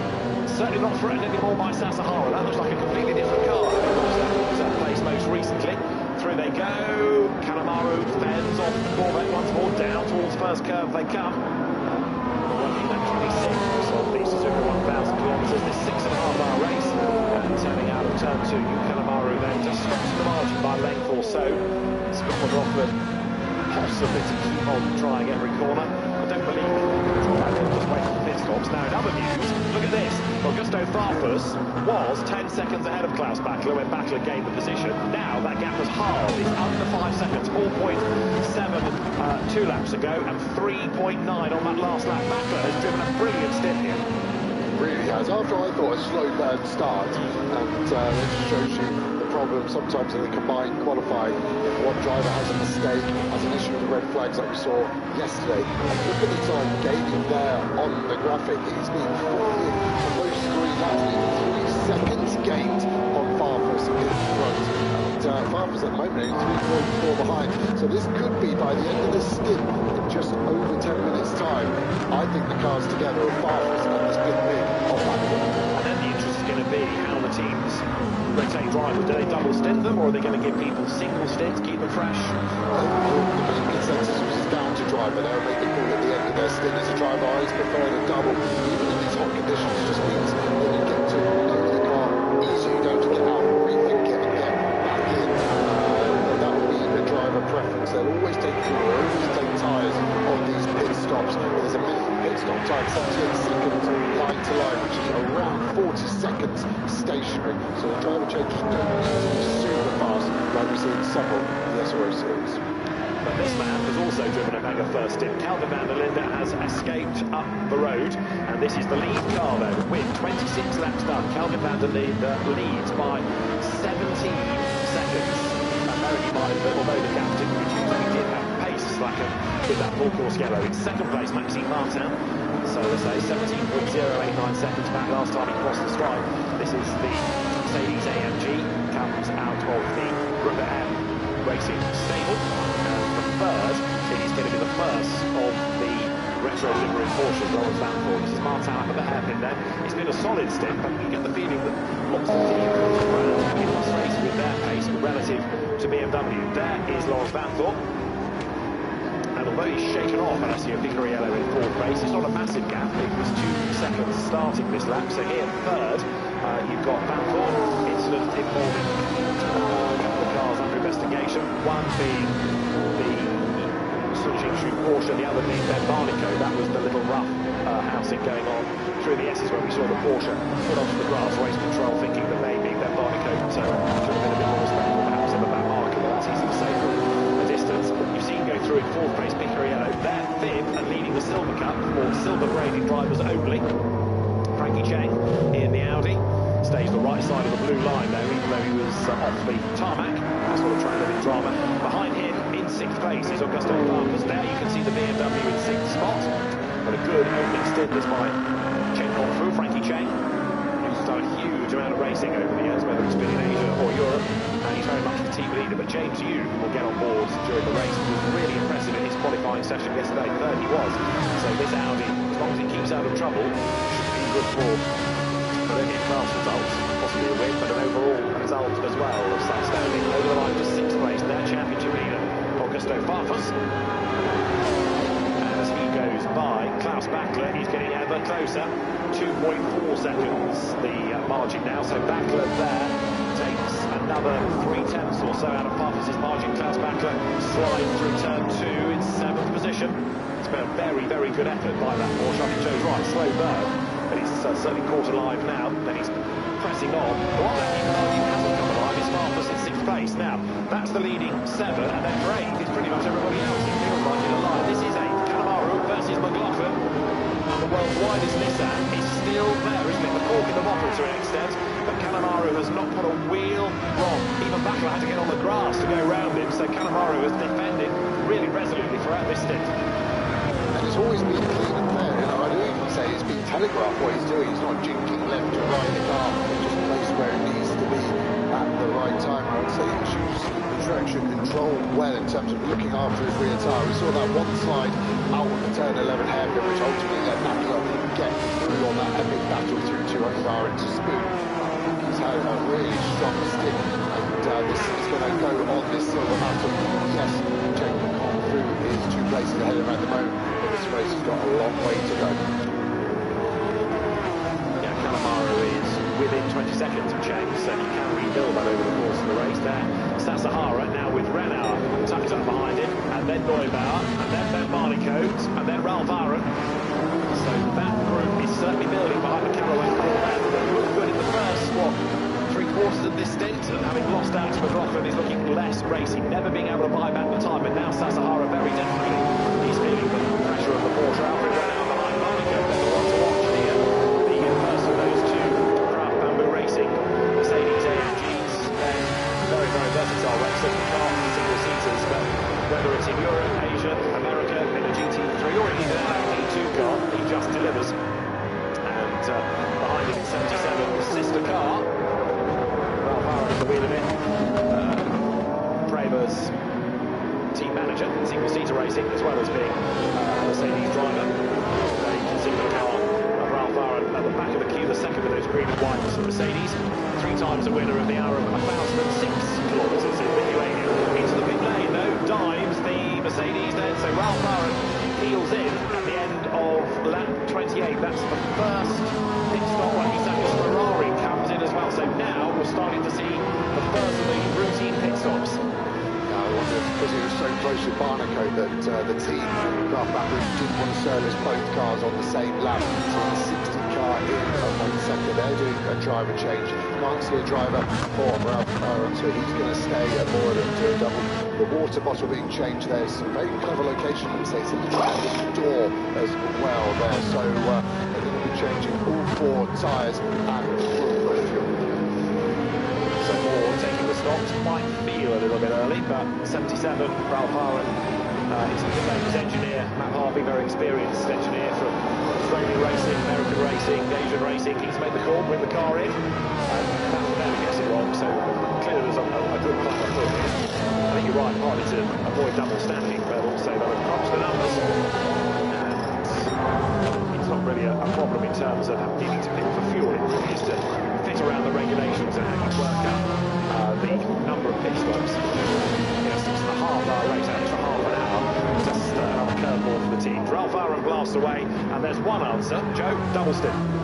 Yeah, exactly. That's, like I said, what I want to do as a driver, and it's going to slot in an awkward place. It's lost the lap. So that 77 car now, and the 16 car, the Ferrari, will be praying for no safety car, because it would effectively lose the lap, as they are a lap down right now. The leaders, of course, would have to pit. A lot of smoke coming out there, but Nissan pulling away on the straight, so from the Porsche up on the stands. Also in has come Adrian De Silva. Look at the background, you'll see that turquoise fronted Porsche, so that's his bronze time done, his hour of racing at an end, so that car now can be given over to either Harry King or Sven Muller. Also in comes Alfred Renauer there, looking at the black Porsche, so more and more of the pit stops are coming, so down they come into pit lane. Also, it is the Silver Cup leading Audi. That was Frankie Cheng at the wheel. Looks like he's going to stay behind the wheel. So back into the race now goes Harry King's Porsche.